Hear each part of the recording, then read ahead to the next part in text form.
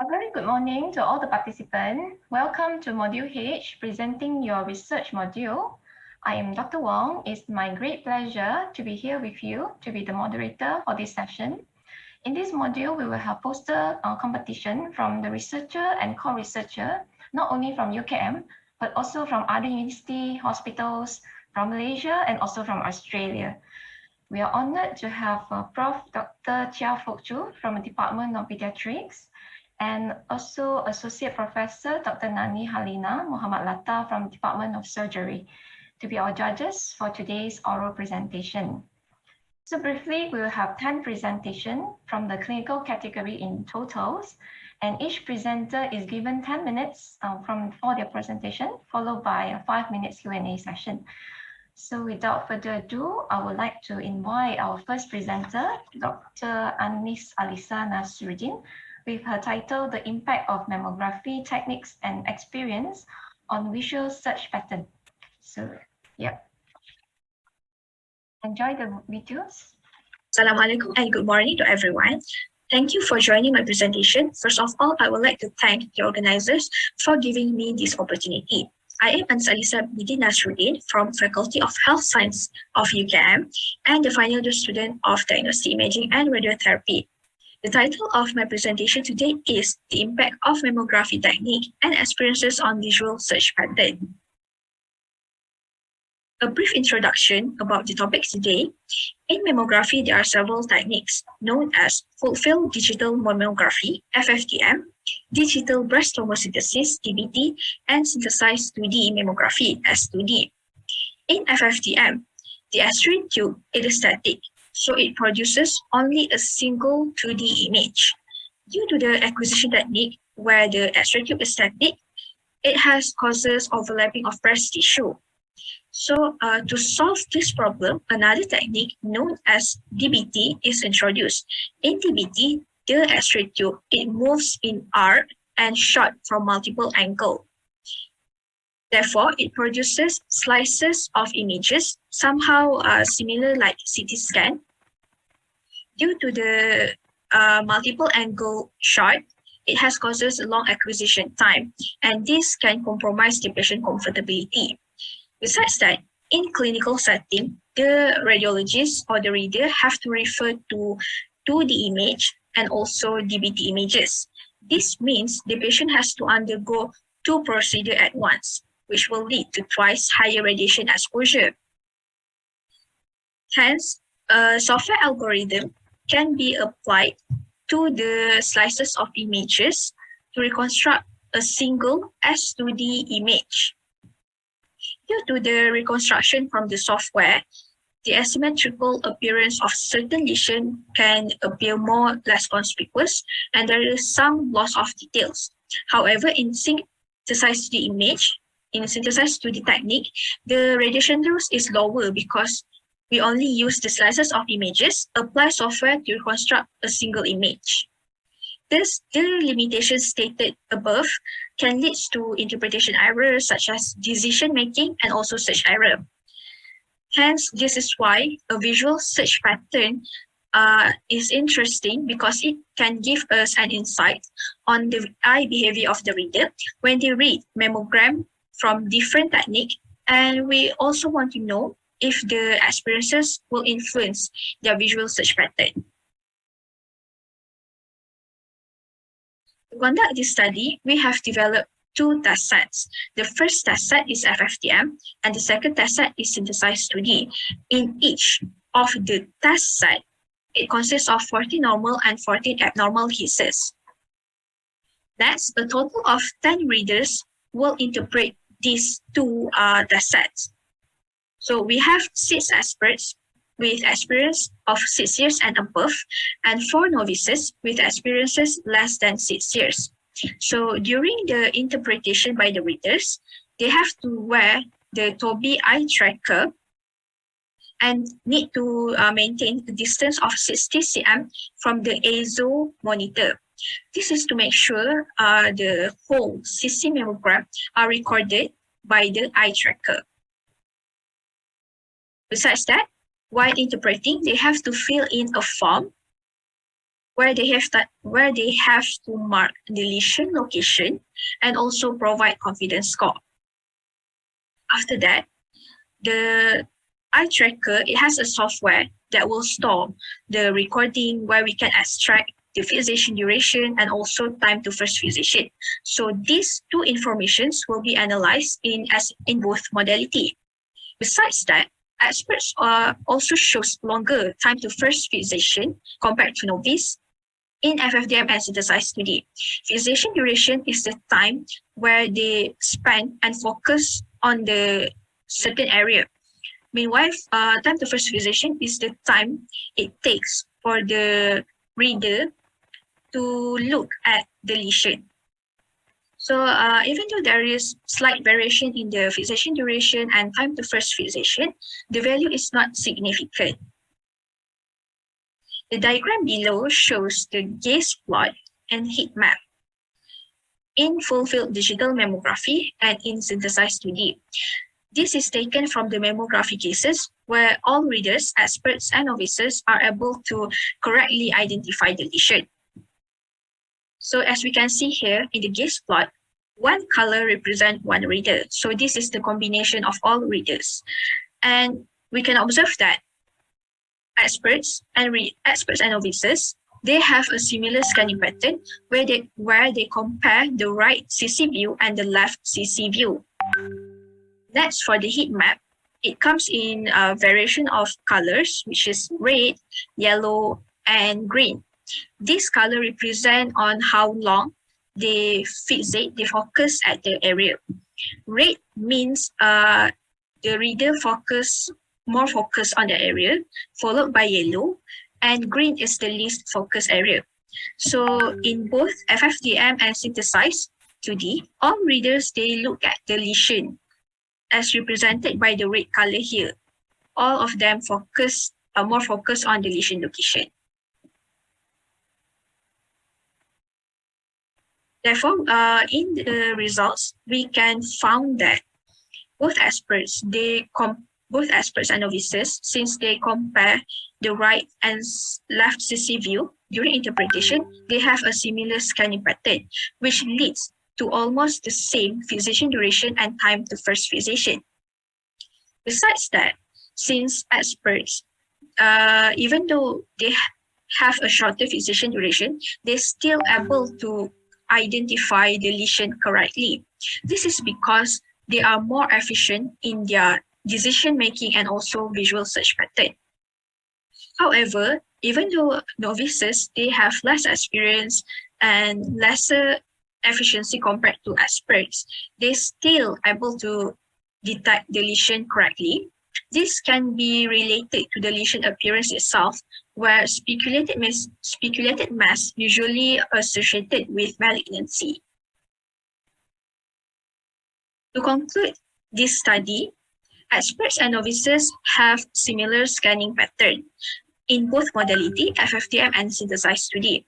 So regardless of their experience, whether they are experts or novices, the types of mammography technique does not really influence or compromise their performance. Thus, FFDM can be replaced by synthesized 2D because even though there is limitation in each techniques where the image quality might be degraded, but it does not really influence the reader's diagnostic performance.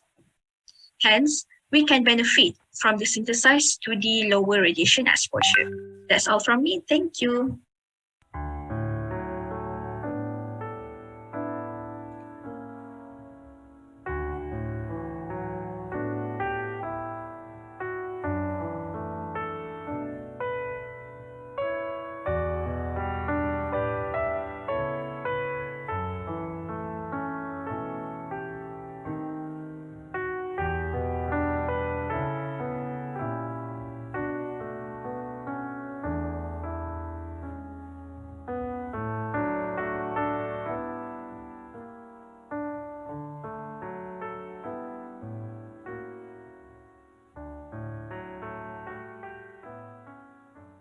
Okay, so now is the Q&A session.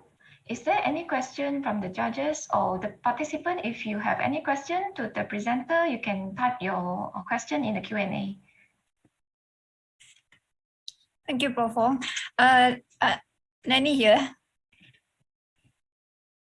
Can you hear me?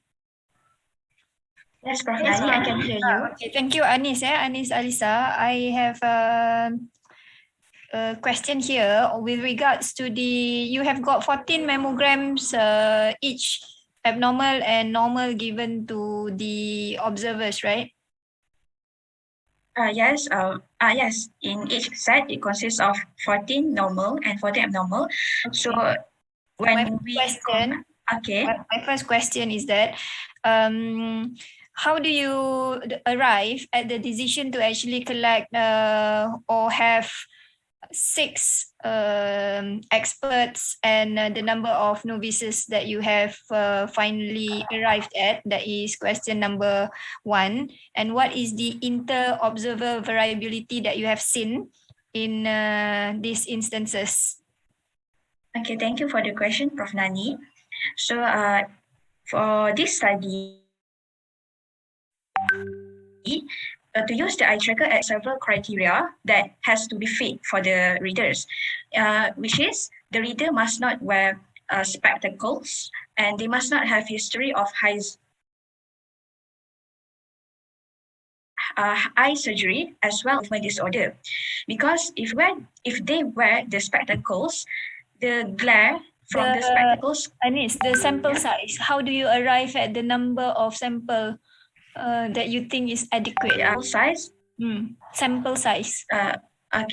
So in HKL, the number of radiologists and also medical officers that we managed to recruit is actually about 20, because not all of them fit the criteria to be inserted in this study. We only managed to obtain 6 experts and 4 novices. Initially, for the novices, they are all, but because there is some error in their data analysis, we excluded the remaining novices. The inter-observer variability? In terms of the inter-observer, we noticed that between the group of experts itself, there is not much significant difference. And in the novices group, also the same, where the results came as significant difference. Okay, thank you. Okay, welcome.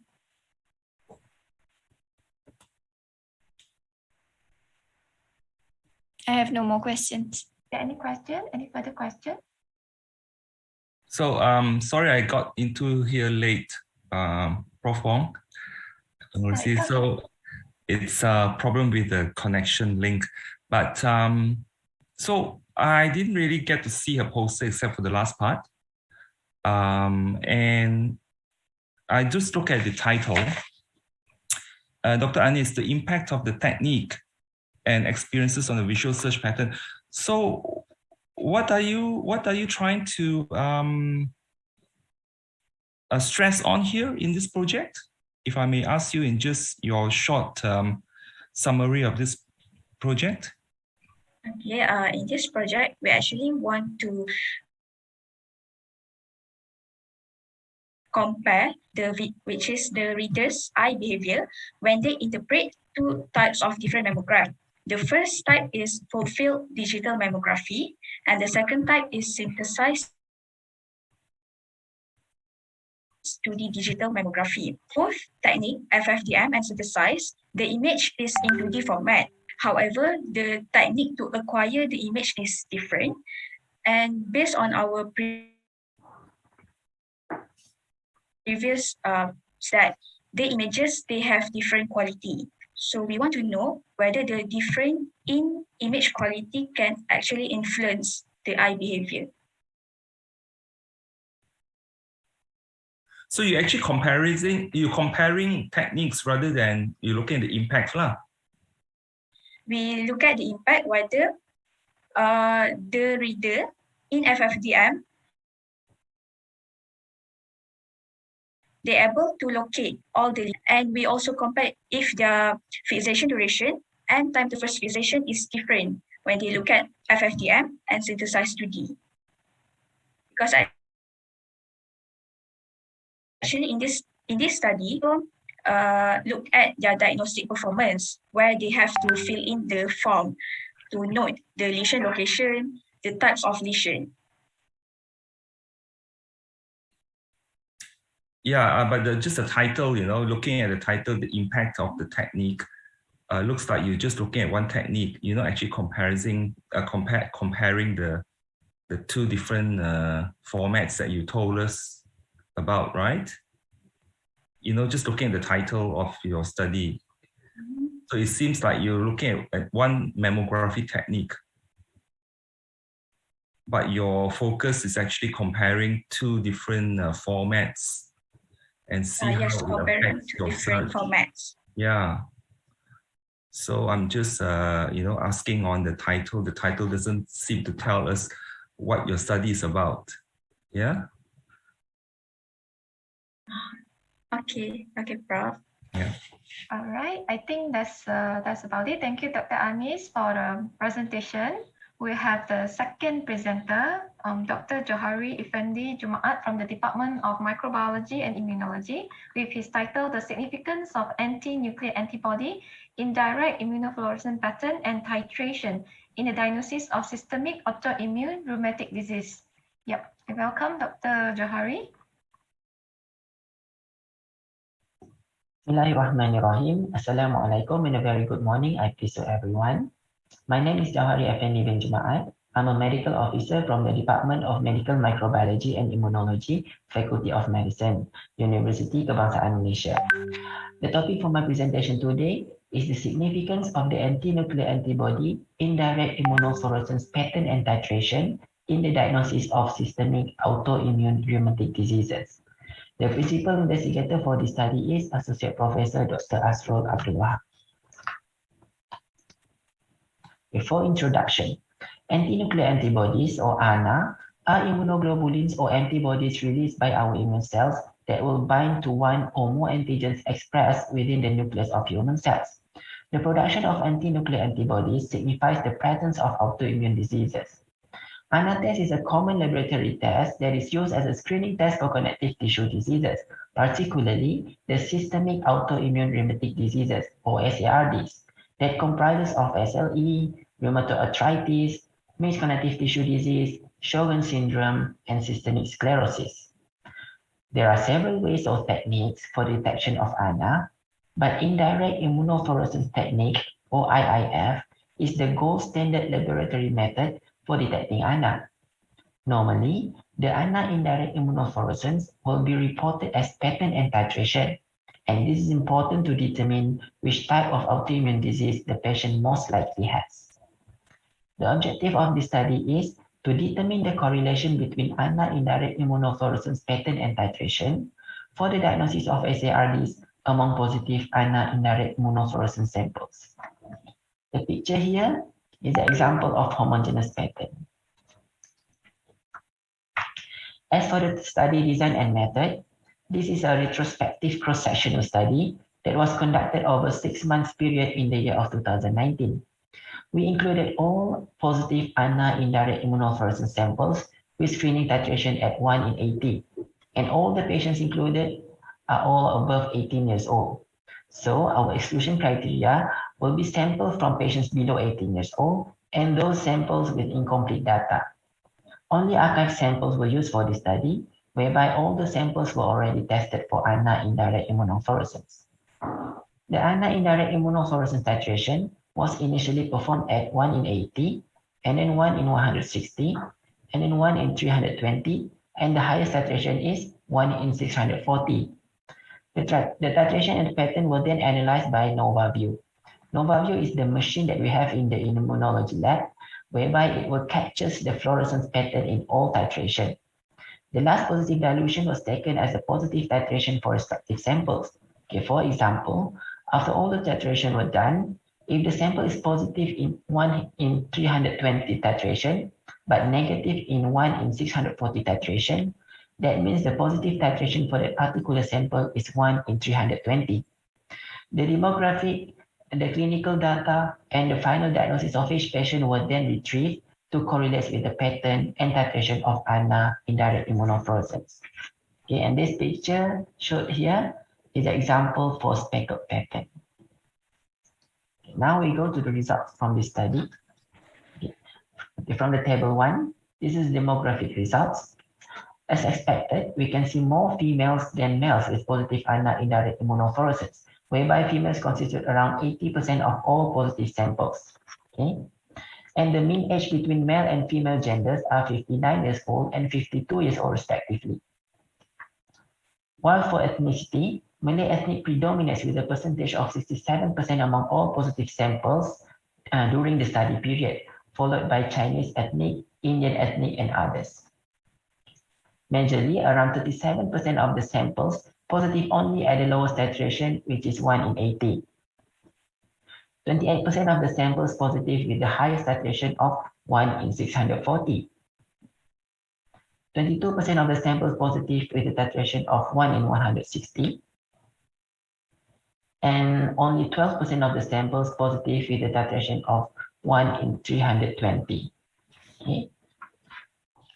For the ANA indirect immunofluorescence pattern, more than half or 55% of the samples show speckled pattern, followed by homogeneous pattern, which is 32%, and then centromere pattern, which is 6%, and then cytoplasmic pattern, which is 4%, and the least is nucleolar pattern, which is only 3%. Okay, even though we can see here, among all the samples, 64% of the patient presented with more than one system, but only 18 of the patient were finally diagnosed with SARDs. They have a final diagnosis of SARDs. Now let's take a look at the ROC curve shown here. Okay, this is a recurring operating curve for ANA indirect immunofluorescence titration and the diagnosis of SARDs. Okay, from this curve, it shows that at titration of 1 in 320, it had the sensitivity of 0.944 and 1 minus specificity of 0.287, which means at titration 1 in 320, it gives us 94.4% sensitivity and 73% specificity for the diagnosis of SARDs. And then table 2 here, it shows the demographic correlation with the diagnosis of SARDs. All of the patients that were diagnosed with SARDs were female. Okay, and then as for the age, the mean age for the patients diagnosed with SARD is 38 years old. Okay, this is far younger than the mean age for general positive ANA indirect immunofluorescence, which is 57 years old.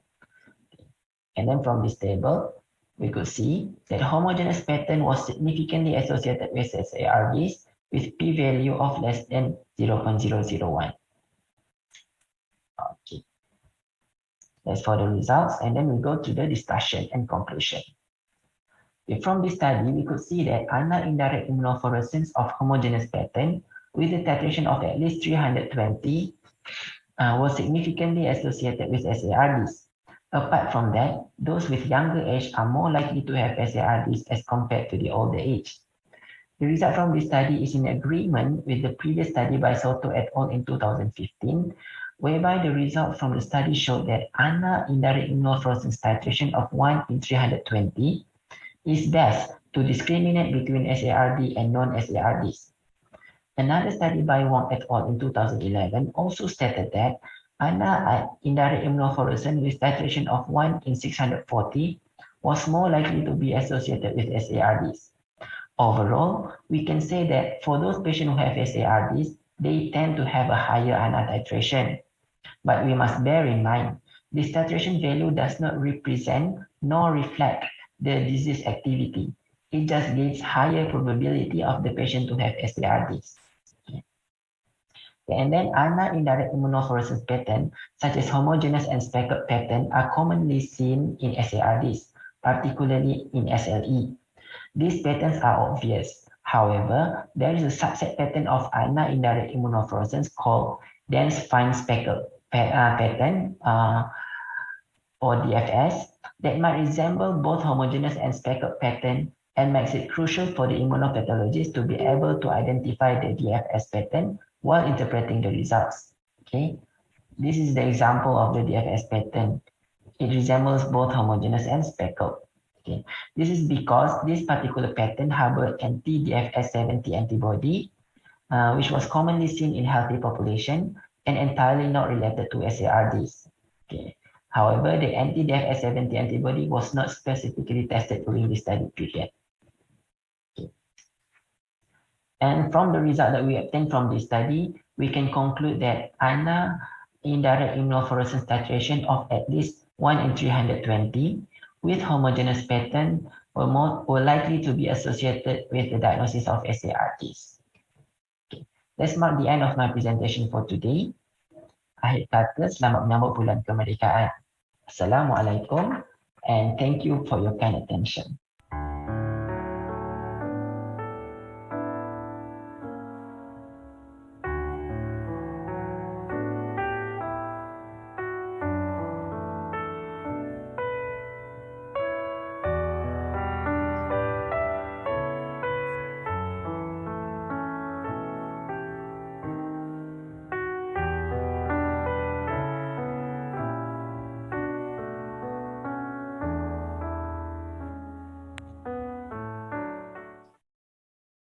Thank you so much, Dr. Johari.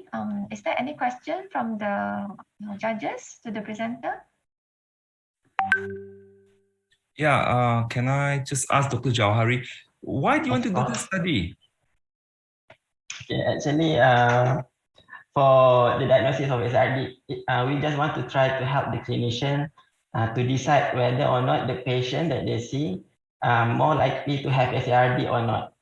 Because usually, if I give an example, sorry. Just before you continue, you said you want to help the clinicians to diagnose. I don't think the clinicians would want to see this test, isn't it? You are reading it for the clinician. So how are you going to convince? Let's say I'm a clinician scientist, so I know both ways. So how do you convince me that this is a good test and that my patient's diagnosis is more accurate with this test? Isn't it?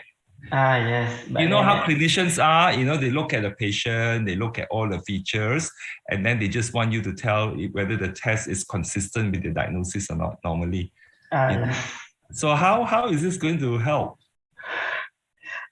Because if let's say the patient presented with only one symptom, which is only a skin rash, for example, but then the ANA results came out as positive and with a titration of more than 1 in 320.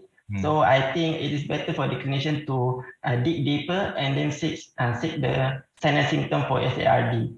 Maybe if it fulfills the criteria, and then we from the immunology part, we will suggest for the clinician to send for further tests, for example, the ANA panel test. Yeah, but now currently the ANA is just positive or negative before this, right? Maybe it's changed, and then let's say it's SLE. I want the ANA to be positive. If the ANA is negative, it's unlikely it's SLE or yes. So you are now looking more specifically on the pattern. Yes, titration and pattern. Yeah. So could that help me to distinguish what type of systemic muscular disease this patient is having? I think yes. Can you tell? Can we tell that this is more likely systemic sclerosis versus SLE and all that from the pattern?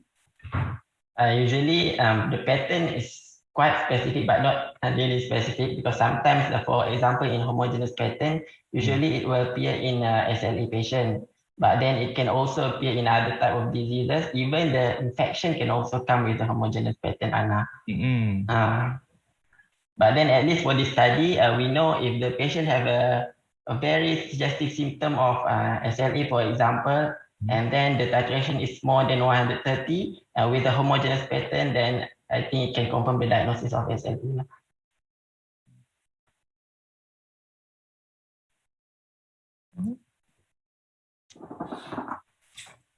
All right. Thank you, Dr. Jawhari. My question would be: you have got only 17% SARD patients in your results. Yes, 18. Yes, 70%. 18 patients. What about the rest? What diagnosis did the patients have? For example, they are others, the non-SARD. The majority. Oh, the majority. The majority would be, for example, is just psoriasis or patient with dermatitis, and then they are not fulfilling the criteria for the diagnosis of SARDs. The 5 diseases that I mentioned earlier. They have positive titer also. Yes, they have also a positive titer for ANA. And do you ever actually look at the severity of the 17% patients? Not really. I just see the diagnosis of the final diagnosis of the patient. I know you mentioned we need to remember that it's not. But then in your study, did you look at the severity at all? No, bro. Okay. All right. Thank you. Okay, welcome. Thank you, bro. Any more questions? We have a little bit of time for one last question. All right. So if there's none, thank you so much, Dr. Jawhari, for your interesting presentation. So we will have our third presenter, Dr. Noor Ayub Muhammad Ali from Department of Surgery, with his title, Unsupported Upper Limb Test is Safe and Feasible as a Functional Outcome Measure Following Cardiac Surgery via Median Sternotomy. Right, let's welcome Dr. Ayub. Thank you for giving me the opportunity to present on my study title, Unsupported Upper Limb Test is Safe and Feasible as Functional Outcome Measure Following Cardiac Surgery via Median Sternotomy. So, median sternotomy is a common incision within 2 million procedures worldwide. Sternal complication ranges from 1 to 8%. To promote normal healing and prevent sternal complication, patients typically receive a list of action or activity to avoid. This set the activity restriction is known as sternal precautions. These precautions are prescribed routinely after cardiac surgery with variable period of time, usually 4 to 3 months post-operatively worldwide. This restriction may delay recovery and prevent patient from home directly after discharge. So the rationale for conventional sternal precaution is that they are thought to minimize forces on sternum. However, evidence reveals that the efficacy of the traditional sternal precaution is low. Traditional sternal precautions are based on anecdotal evidence from a limited number of credible studies, expert opinion, and hospital protocol. In particular, the duration of the sternal precaution appears to base on the principle of fracture healing of the lung bones. A recent study using ultrasound on the sternal edges measured the upper limb and truntus result in a minimal sternal micromotions less than 2 millimeters between the sternal edges. This is a within acceptable guidelines for a bone healing. This evidence further support the fact that our conventional sternal precaution may be restrictive and contributes to the delayed recovery of the patients. So the evidence of greater activity, especially resistant training less than 6 weeks post-operatively, is emerging following a cardiac surgery. However, the resistance training is not currently standard practice. To the date, no performance test can be used to assess the functional performance of the upper limb that is impacted by the procedures. So, what is unsupported upper limb exercise, or briefly known as ULEX? Develops to assess the upper limb peak exercise capacity in a patient with chronic obstructive pulmonary disease. It's a symptom-limited incremental test first described by Takeshi and colleagues 2003. no study to the dates conducted for its uses in cardiac surgery populations. So this is the inclusion criteria from the biggest study where the participants were primarily all adults undergoing elective cardiac surgery via bidder sternotomy. The exclusion is highlighted on the right hand of the slide. So this is trial registered by international standard and Ministry of Health and MR as highlighted. The objective of this study is to determine the safety and the feasibility of ULEX as a functional outcome measure for early incremental resistant exercise training following a cardiac surgery. So a new weighted PVC bar known as INCREX bar used in ULEX was developed by our local material, by our team. As I mentioned in the slide before, is our intellectual property under UKM. Our INCREX bar is a proof concept innovation was based on biomechanical principle to prevent distraction forces on the sternum while keeping our both arm side during the exercise training. So the bar filled with a steel bar and plaster of Paris to achieve designated weight from 200 grams to 3 kilograms. So this is an example of ULEX is performed with a trainer.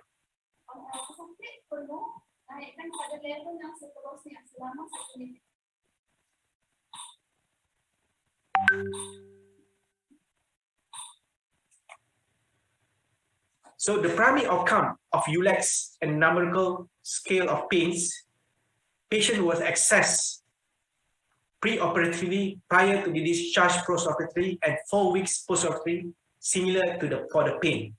So as shown on figures, the participants in the intervention group were given a resistance training within the pain and discomfort limits. So this is a patient flow chart for the intervention.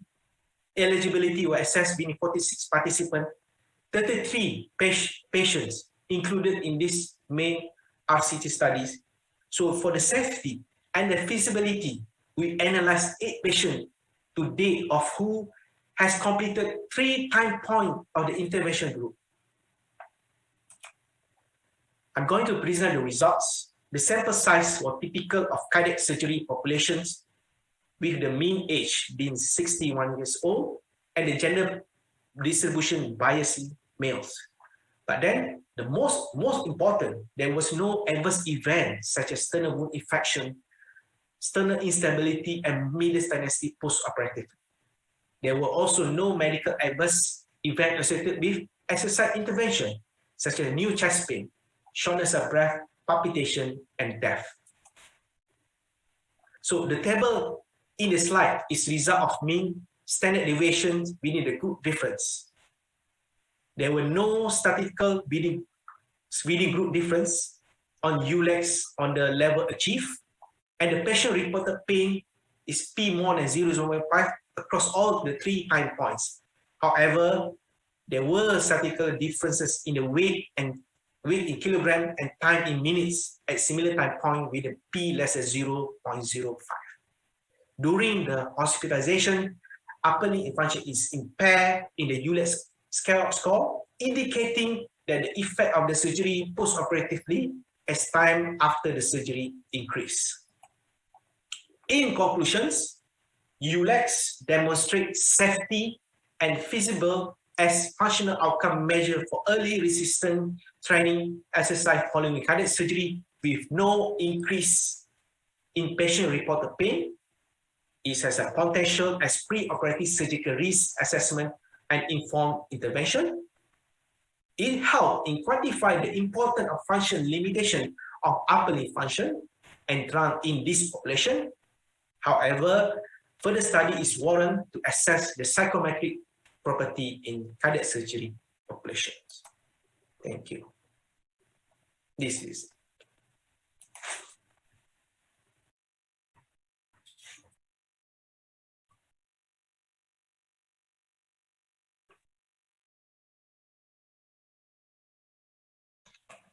All right, thank you, Dr. Ayub, for the interesting presentation. Is there any question from the judges? Dr. Ayub, so quickly, your study says it's testing for safety and feasibility. Yes, Prof. So how do you tell whether this is safe and feasible though? It is a measure that you should objectify, but I don't see any results on that. So we looking for our sample size, Prof. Mm-hmm. So it's our sample size based on the ULEX between the group of the acute care with outpatient populations. Actually, our sample size is 92, but then we opt to the possible low for up 20%, so we increase to 120 patients each group. But then for the safety and feasibility, the pilot study is 20% of participants, so that means 24 each arm. But then we're looking for the interventions at the T3 time point, pre-operatively, before discharge and 6. Yeah. Just sorry, Dato, to just interject here is when you say something is safe or feasible, there must be a measured outcome. So I'm just wanting to know where is that results though? I think we still probably looking at safety, but then the result is not yet because we are looking for during the intervals, we are looking for any that patient develop adverse events such as palpitation, chest pain, right, any worsening of shortness of breath, then we stop the interval. Yeah. I think I know what you're trying to say, but my criticism here is that when you say something is safe and feasible, you must be having an objective scale, or you're comparing with another standard. Here it's not, right? So you try to devise an alternative, or maybe you're trying to modify it based on local scenario, right? So you're introducing a new technique lah. In a way, a new technique. You want to try to see whether this can be used in a local setting with local resources, right? So you're introducing a new method. So rather than measuring the outcome of this method against something else. So I think we have the ultrasound measurement. We're looking for any 0.2 and micromotion, the sternum instability. We process the ultrasound assessment. So you have that, but that results are coming up, is it? But then we're going to do. We have the result, but then later we're going to publish that result. So that is more important to highlight that results. Yeah. Thank you, Dr. Ayub. My question would be on the different weights that you have for the patients. You mentioned 200, and then the last bar is 3 kilos, kan? Okay, yes. So how do you get those different items in the study when you actually do all this assessment or exercise? On the side of the patient, the bar is on the side of the patients. So the bar, we have the weight, the bar.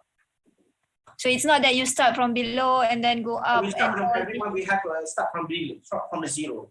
1, 2, 3, 4. And then in these patients, what's the result like?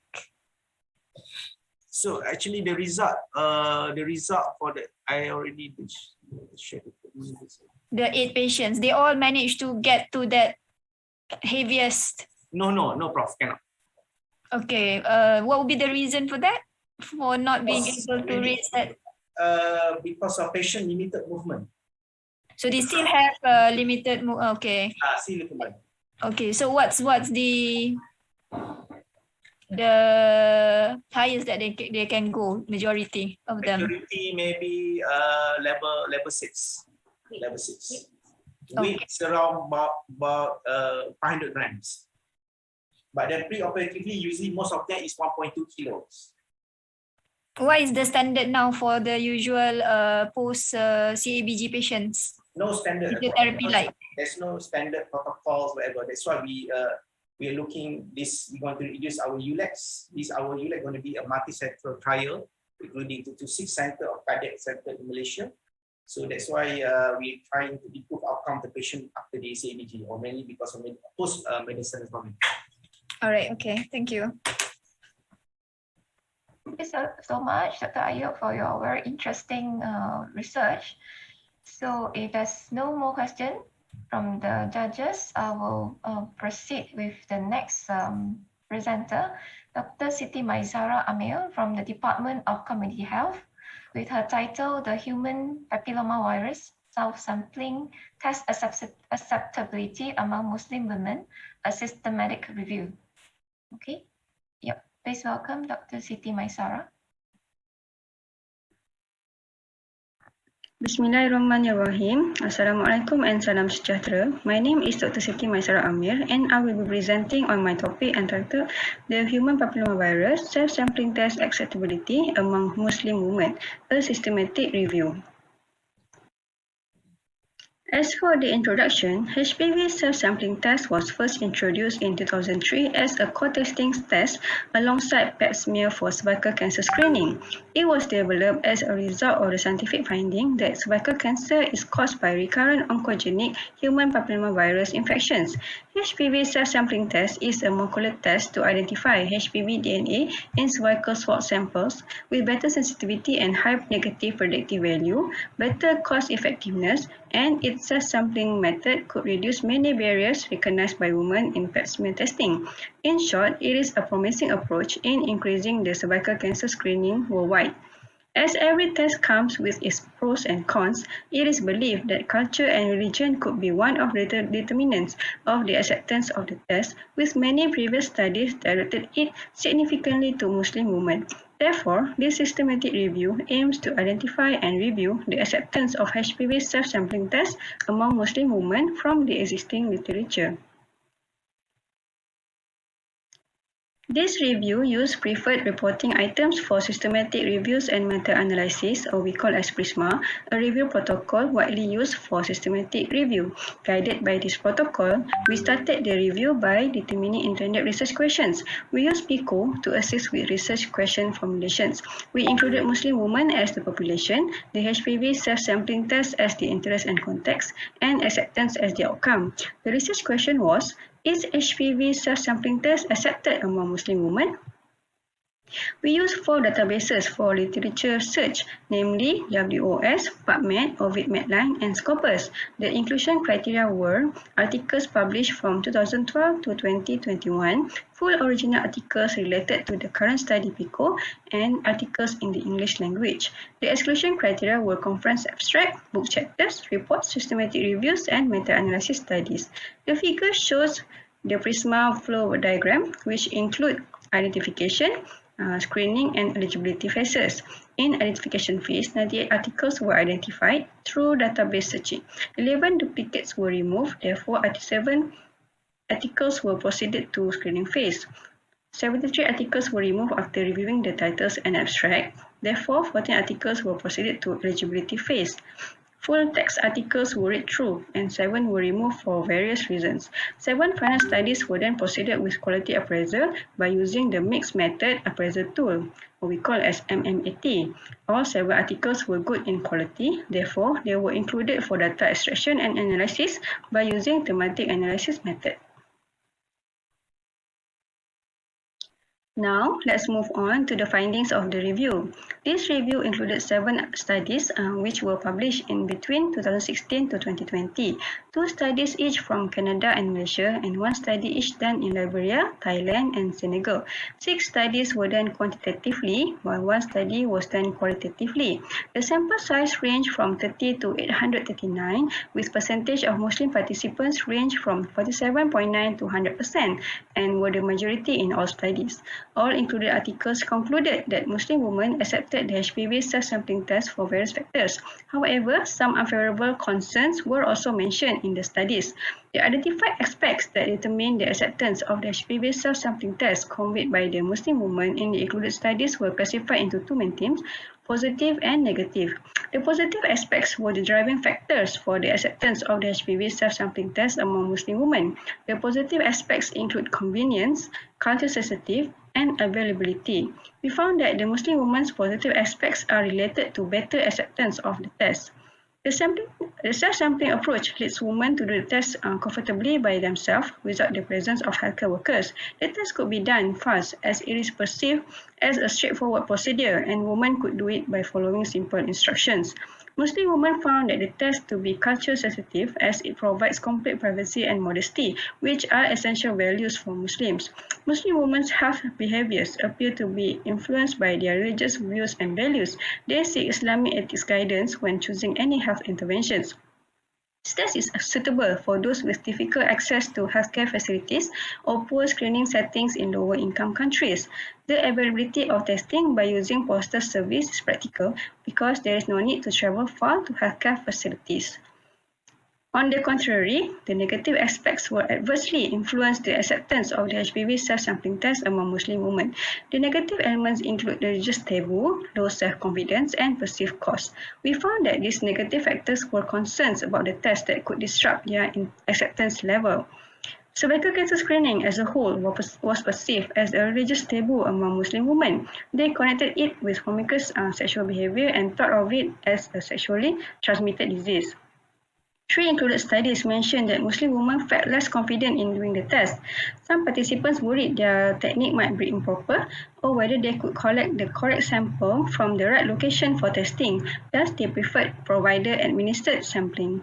Most Muslim women in selected studies were from lower socioeconomic status. They perceived cost as their concern. Muslim women were less willing to buy the test kit even if they felt that the HPV self-sampling test was acceptable. Cost concerns, a lack of financial resources, and insurance coverage can all be seen as individual level issues influencing screening.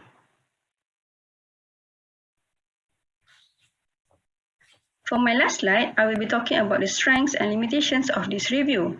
Up to the researcher's knowledge, this current review is the first review paper that looks at the acceptance of the HPV self-sampling test among Muslim women. This research is valuable to Islamic countries and nations where Muslims make up a significant portion of their hard-to-reach community. It is also recognized the cultural and religious factors affecting test acceptance. However, there were limitations, such as only one study used the qualitative method. The qualitative approach could help in deeper understanding and insight of underlying reasons, opinions, and experiences of human beings, which we think could be more favorable for looking at religious and cultural concerns. Another limitation is that only 3 included studies with 100% Muslim participants. To sum up, this systematic review highlighted the positive and negative aspects affecting the acceptance of the HPV self-sampling test among Muslim women. Identifying the driving factors and barriers for the acceptance of HPV self-sampling tests will help in better perspective on cervical cancer screening programs and could be used for future plannings in increasing the cervical cancer screening rate. This is the end of my presentation. With that, I thank you.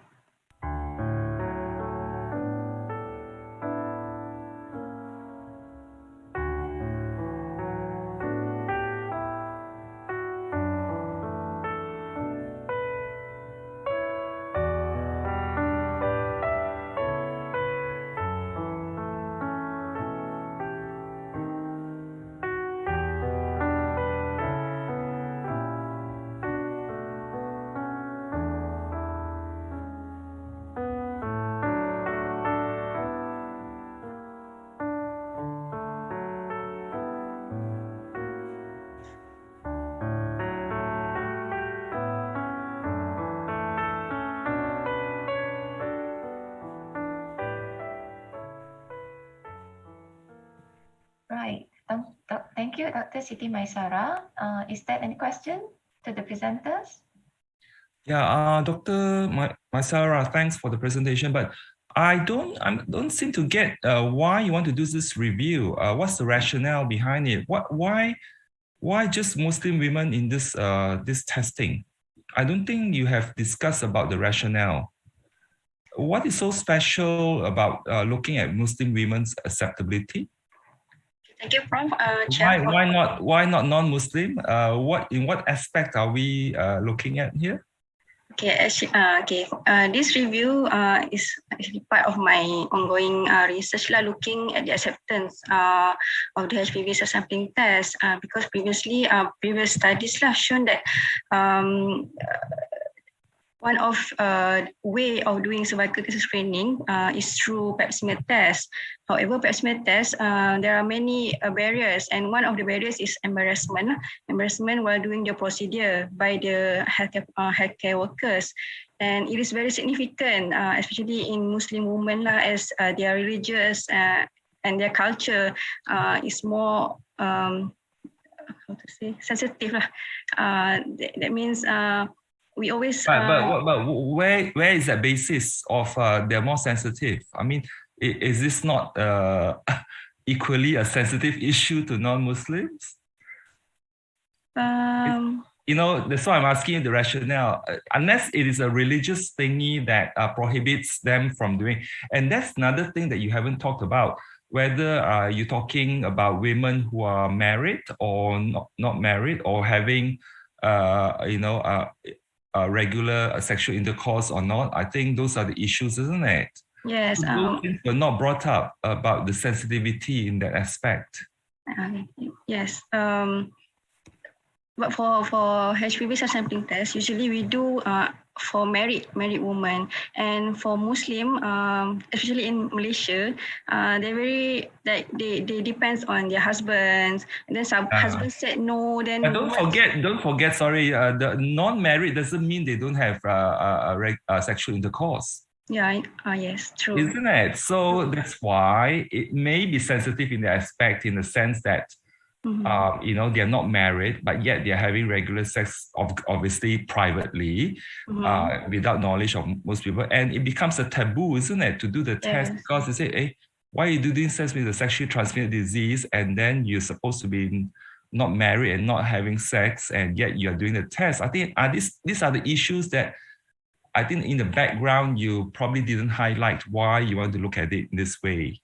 Yeah, but I have mentioned in the barrier, one of the barrier, Prof, that it is a religious taboo for Muslim women. Yeah, but then it's also religious taboo to non-Muslims too. I mean, Christians as well. Premarital sex are not encouraged. That sort of things. That's why that background didn't come up. Maybe you should say about the religious aspect of it. The taboo. Therefore, you mean the introduction, is it, Prof? Yes, the background, the rationale for you to do this review. Yeah? Okay. Thank you, Prof. Okay, Dr. Siti, yeah? Yes, Prof. All right, okay. You did not even mention about the biases of the papers, or at least highlight the important bias. Okay. Do you look at that? Bias, Prof. You mean for the review? The papers. The participants. Yeah, true. That you have included.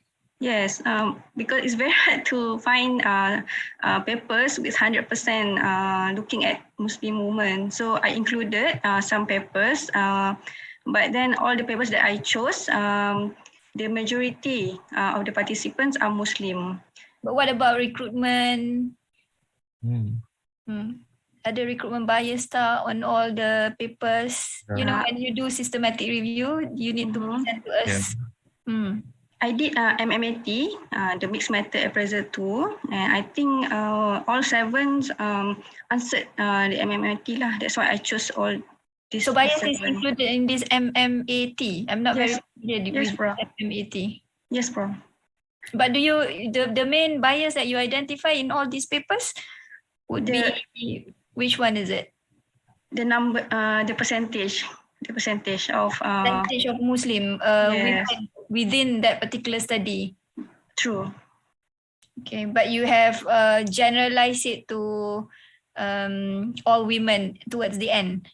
Some of the, I think most of the paper, they wrote the majority is Muslim women, and they put in the discussion or in the result that most, whether it's Muslim or non-Muslim, which their decision, whether they accept or not accept the test. So if so they mentioned that because the majority of the participants are Muslim, so they conclude that all participants Muslim participants accept the test. All right. Okay. Thank you. That's how I choose the paper, Prof.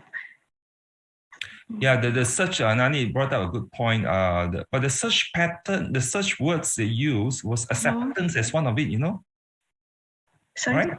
Sorry, Acceptance, wasn't it? Yeah. In your, so you may have missed quite many studies that didn't look at acceptance itself, but on HPV. But in the discussion, maybe they look at, you know, how it's accepted. It may not have acceptance inside. That's also true, Prof. Yeah, so your systematic review, you want to look at all HPV tests actually. And then look at each of them and see whether they discuss about this aspect as well. Because if you only look for acceptance as a term, you may be restricting your sample when you review. True. But very, very limited that the studies that look on Muslim. But the study from Africa actually 100% Muslim women. That's why I was a bit shocked. But yeah, because the country depends on the country. Like I think Nani was also referring to in a way that selection and all that. You know, if it comes from a Muslim predominant country, Muslim lah. Tapi, you know, it may be in studies that have got people who are Muslims, but they didn't look at religion as a factor in that review. You could have missed it too. Yeah.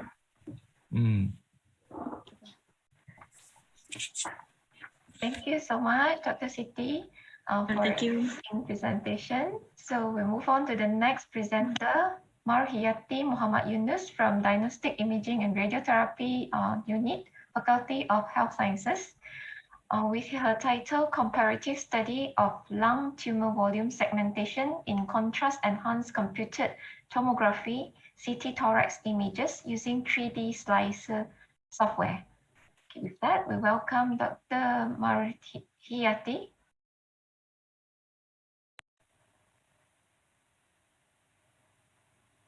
Hi, Assalamualaikum and a very good morning to the respected chairman. I am Marhiyati binti Mohammad Yunus from Faculty of Health Sciences, University Kebangsaan Malaysia, UKM. Alhamdulillah, today I am given a chance to present our research project entitled Comparative Study of Lung Tumor Volume Segmentation in Contrast-Enhanced Computerized Tomography CT Thorax Images using 3D Slicer software. My team members are Associate Professor Dr. Akmal bin Sabaruddin, Dr. Muhammad Khalis bin Abdul Karim, Rosnizan bin Ahmad Razali, Muhammad Shahril bin Muhammad Shamsul, and last but not least, Eng Hui Sin. As for introduction, lung tumor can be defined as an abnormal growth of cell in lung tissue or in the airways that leads to the lungs. It is one of the major causes of cancer-related morbidity and mortality in Malaysia. Computed tomography is routinely used in diagnosing, staging, and treatment planning because it is a non-invasive technique and it produces high contrast image quality to demonstrate body structure in axial plane. Moreover, contrast-enhanced CT adds more diagnostic values as the iodine content of contrast media helps to visualize more details about the vasculature, hence confirm the presence of certain types of lesion. The tumor size could be obtained from the patient follow-up CT images in the evaluation of tumor response towards the treatment given, such as the radiotherapy and chemotherapy. RECIST, Revised Response Evaluation Criteria in Solid Tumor. By using this unidimensional view of medical images, these criteria will focus on the changes in tumor size by measuring the widest axial diameter and with the assumption of spherical. However, the tumor can actually grow in any direction towards its surrounding tissue, and this may give impact on the treatment outcome of the patient. And therefore, radiomic study which related to the enormous number of quantitative features extracted from medical images using advanced algorithm is introduced. Various kinds of advanced segmentation algorithms are available nowadays, yet there is no so-called the best segmentation techniques that can be used in any medical modalities. Therefore, our objective is to compare the differences between semi-automated segmentation of lung tumor and manual segmentation using 3D slicer software.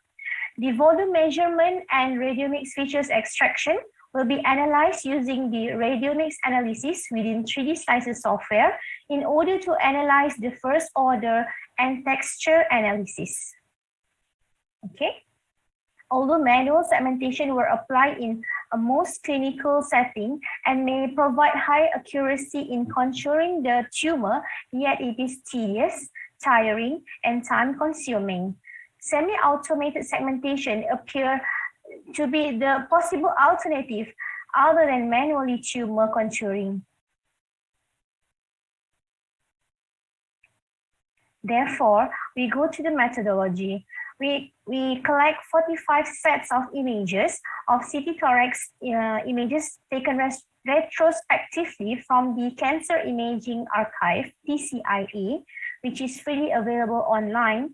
So then we do manual by slice image segmentation and semi-automated segmentation using Roc Curve algorithm done in 3D slicer software.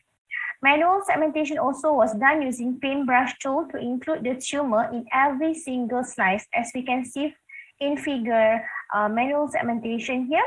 This is a CT scan of lung cancer. Okay, so here we can see the tumor over there. So we do segmentize manually slice by slice, right? And then this is done by 2 observers who have at least 5 years of clinical experiences in this segmentation technique. And we use a preset lung window and mediastinal window settings. And the next is we do by using semi-automatic segmentation, which is a grow from seed operation. This is also done under 3D slicer software. Each segmented tumor volume was then generated, and radiomics features of shape analysis and first order statistical measurement of the texture analysis, and it is extracted by using pi radiomics. In the 3D slicer, both manual and semi-automatic segmented lung tumor volume were then compared to obtain the average Hausdorff distance AHD, okay, and dissimilarity coefficient DSC. Then the descriptive analysis like median, mean, interquartile range, standard deviation were used to quantify the analysis using the software SPSS as shown here.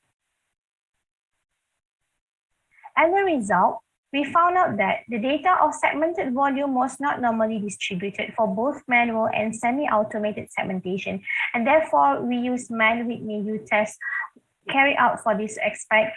So the manual segmentation volume having a median of 11954.38 millimeters squared, okay, with the IQR interquartile range of 22781.66 millimeters squared.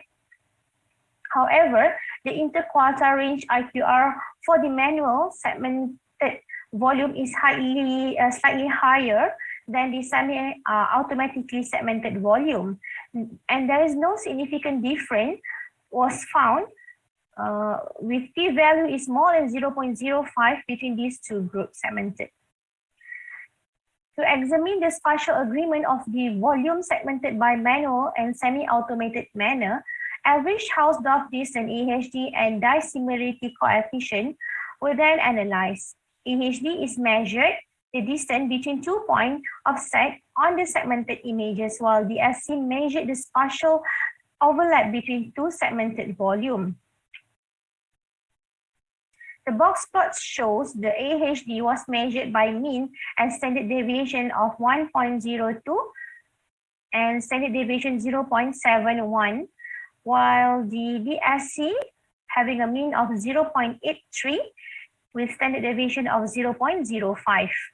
A high value of the SE, which is nearer to 1, indicated that the semi-automatically segmented tumor volume was highly similar to the manually segmented tumor volume. Next, we go to the shape analysis and first-order statistical texture analysis. So, statistically, there was no significant difference between manual and semi-automatic segmentation, okay, on the shape analysis, with having p value equals to 0.997, which is more than 0.05, and between the segmented volume, and with 11 out of 11 over 13 features, about 84.62% of the features has no significant difference. Okay, while the disparity features as well as the surface volume ratio features has shown to be significantly different. Only 2 out of 13 features have significantly different. Okay, with p-value equal to 0, 0. Okay, and for statistically, there was a significant difference between the volume obtained manually with this arrow here. The arrow shows there was a significant difference for this first order statistical measure of texture analysis.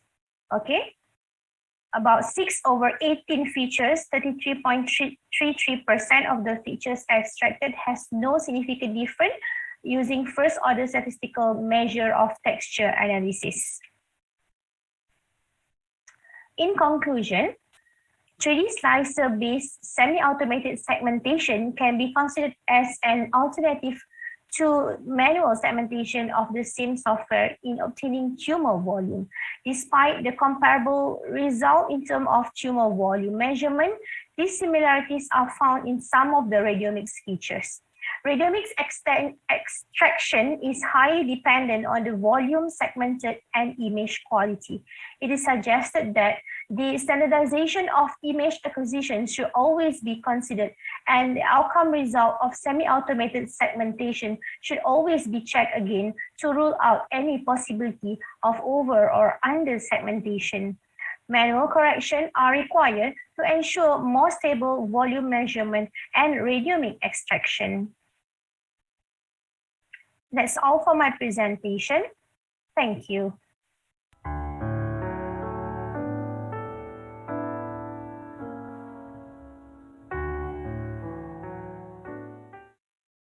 Right, thank you so much for the presentation. I will invite the question from the judges.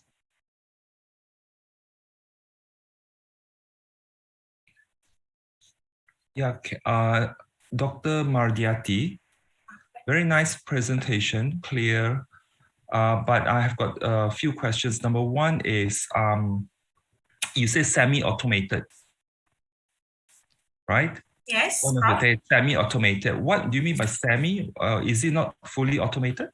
No, it is semi-automated, where it still involves the observer to have what we call segmentize the particular area, and the software will find another pixel and on another slice of CT scan, which is as same as about the same pixel of the one that we put in the dot there. They call it growth from seed.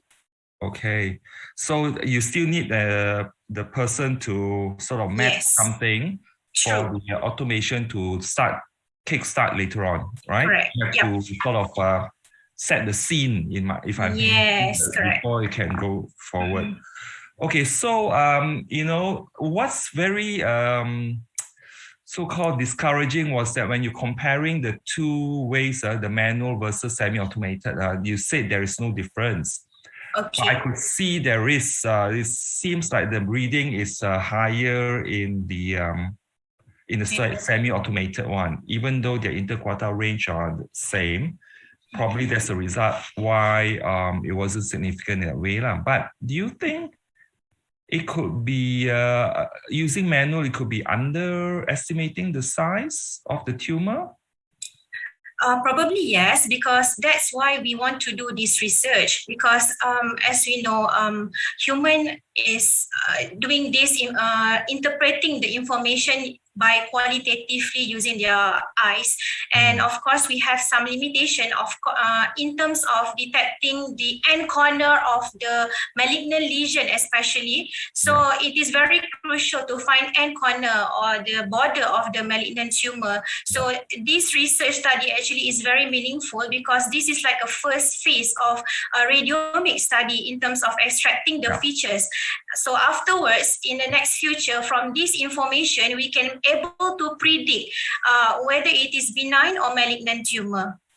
Yeah. Well, you could. Yeah, I suppose now you do not have the liberty to correlate with the actual tumor size, do you? So you measured this one, and then maybe this patient went for excision operation, and then you can actually take out the tumor and then correlate with the actual imaging result.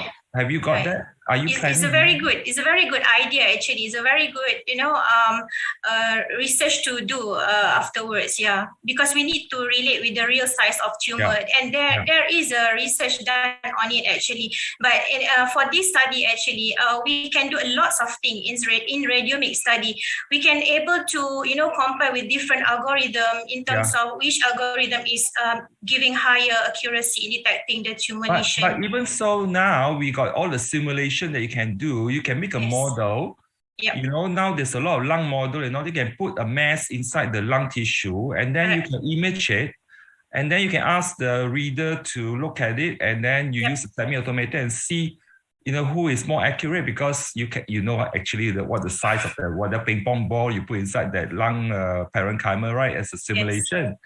And then you can see which one is more accurate in the sense. So that's one way you can do simulation. And my final question is, you could have told us about the CV. You haven't actually told us about the coefficient of variation in terms of the reading. So if you have made a few readings of the same image between the manual versus the semi-automated, you can see how different are the readings. Let's say 3 readings, in each, what's the variability of these 3 readings? Understand. We can find the... I believe the semi-automated is going to be more accurate, obviously, than the manual. Correct. So that could be another way to highlight your results, Sure. Because actually we have done also another research, like what Prof said just now. We are doing also on cardiovascular disease in detecting atherosclerosis. So that one we just presented yesterday. So we did that one, Prof. Yeah. Okay, thanks. Welcome. Dr. Mardiati, Puan Mardiati actually. Puan Mardiati. Okay, I have a question here on, you mentioned that the manual is more tedious, time consuming. Yes, correct. Do you have the data that compare these 2 procedures of how many extra time that you need to? We don't have any, scientifically analysis on the time consuming. That is actually based on the previous research study from the literature. In your study?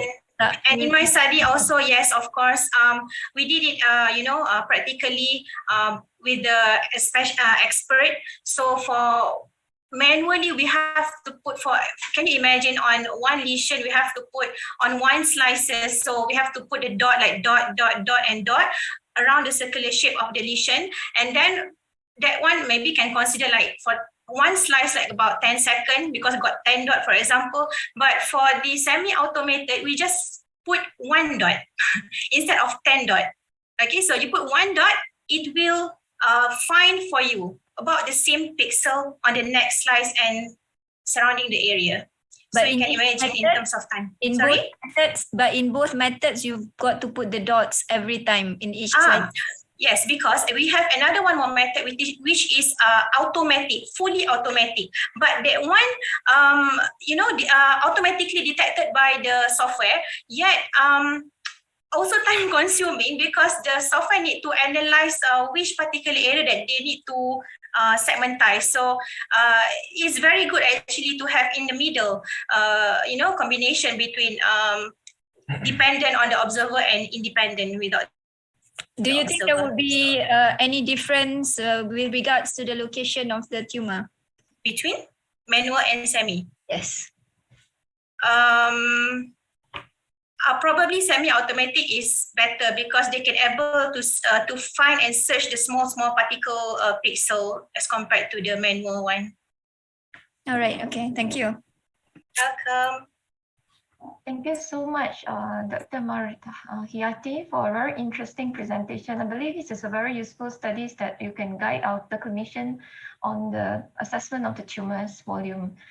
So next, we'll have another presenter, Chia Waikit from Department of Pathology, with his title, The Utility of P57 Immunohistochemistry. Sorry, Madam Chairman, are we allowed to have a break? Yeah, we're probably.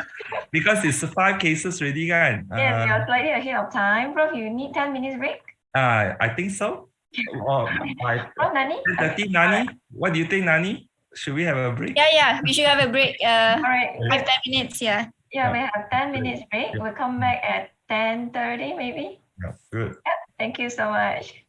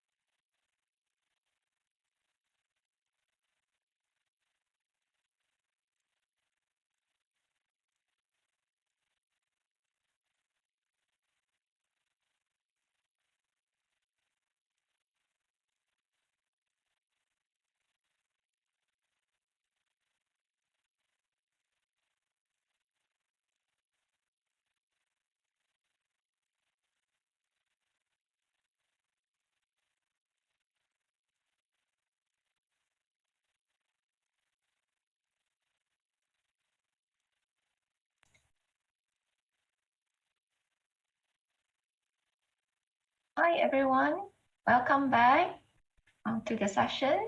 I hope that you guys have managed to get a cup of coffee, have some stretch your arms and legs a bit. Yeah, so we have our next presenter, Chia Waikit from Department of Pathology with the title, The Utility of P57 Immunohistochemistry and Ploidy Status in High-Density Form Mold. Right, with that, welcome, Waikit.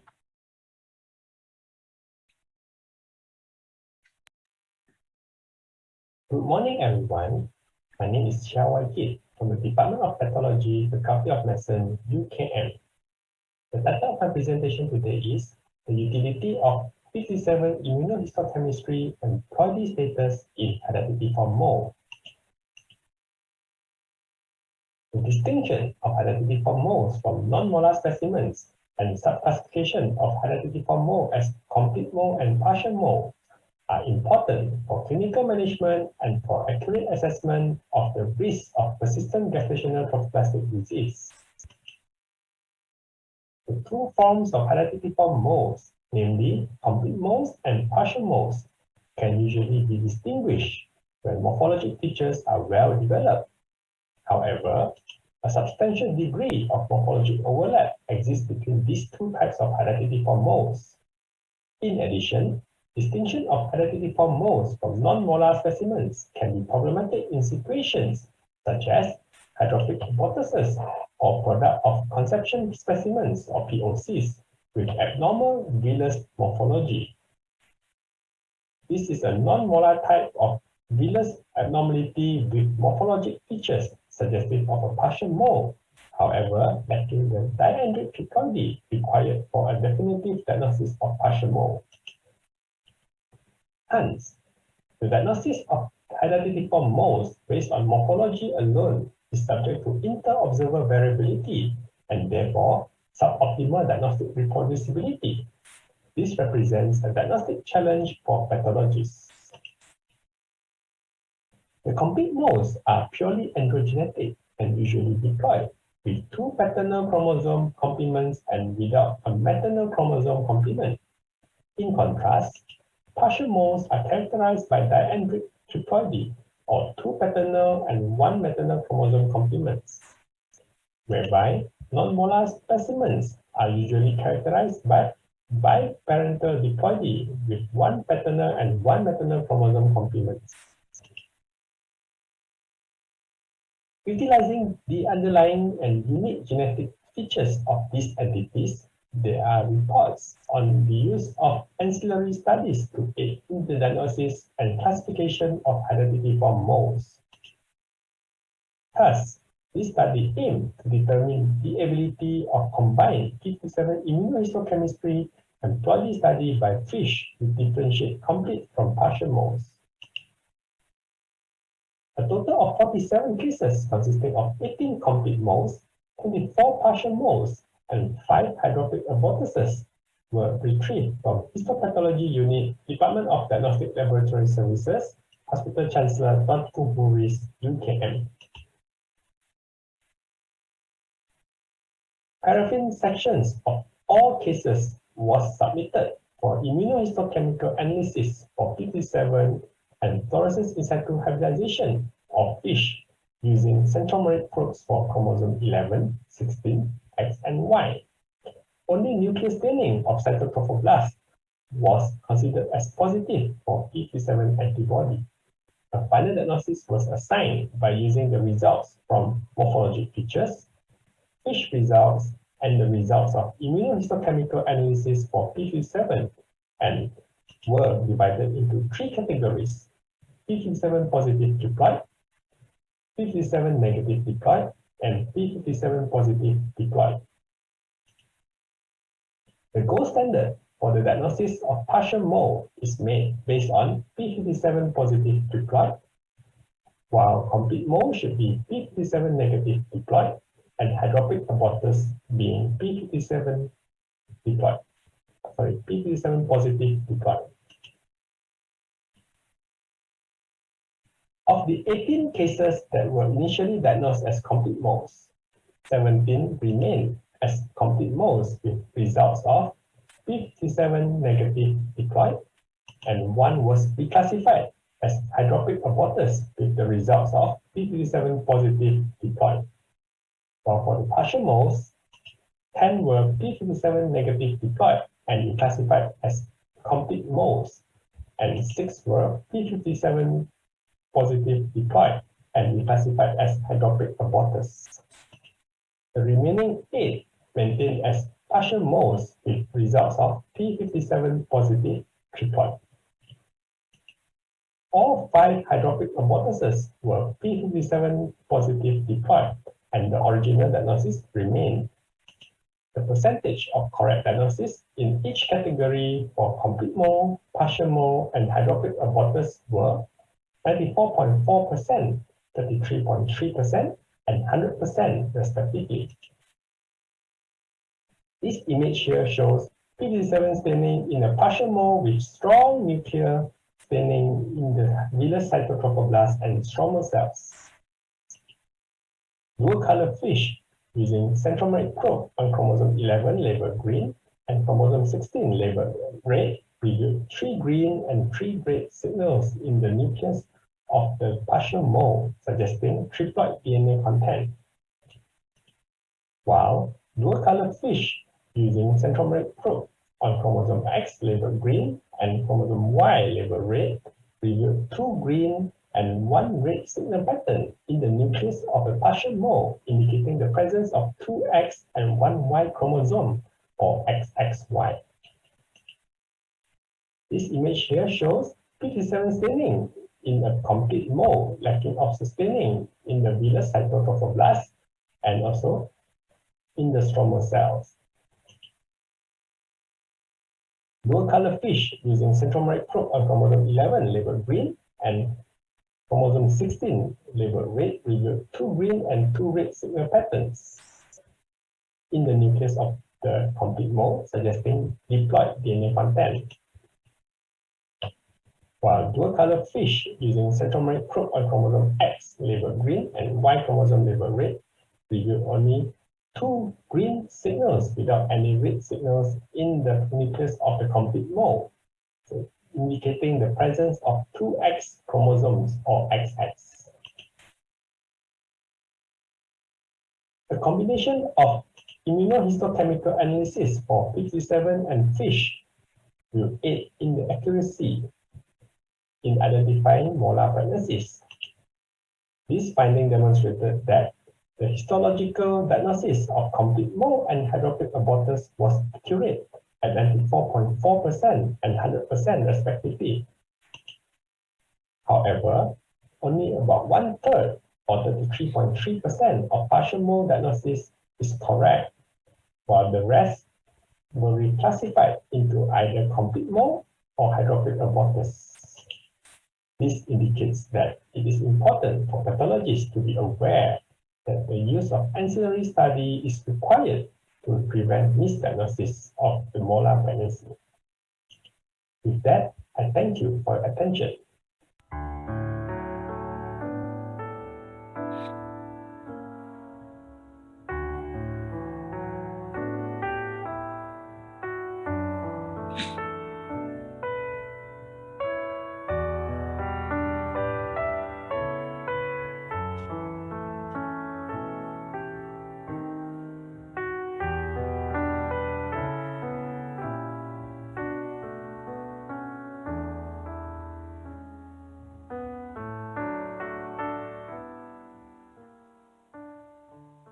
Thank you so much, Rakit, for your interesting presentation.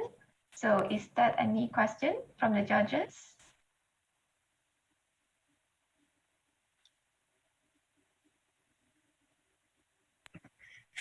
Hi, Dr. Chia. Not doctor yet. Oh, okay. And here, so the what is the standard standard technique that they use, the clinician use at the moment? Do they combine both or just one method?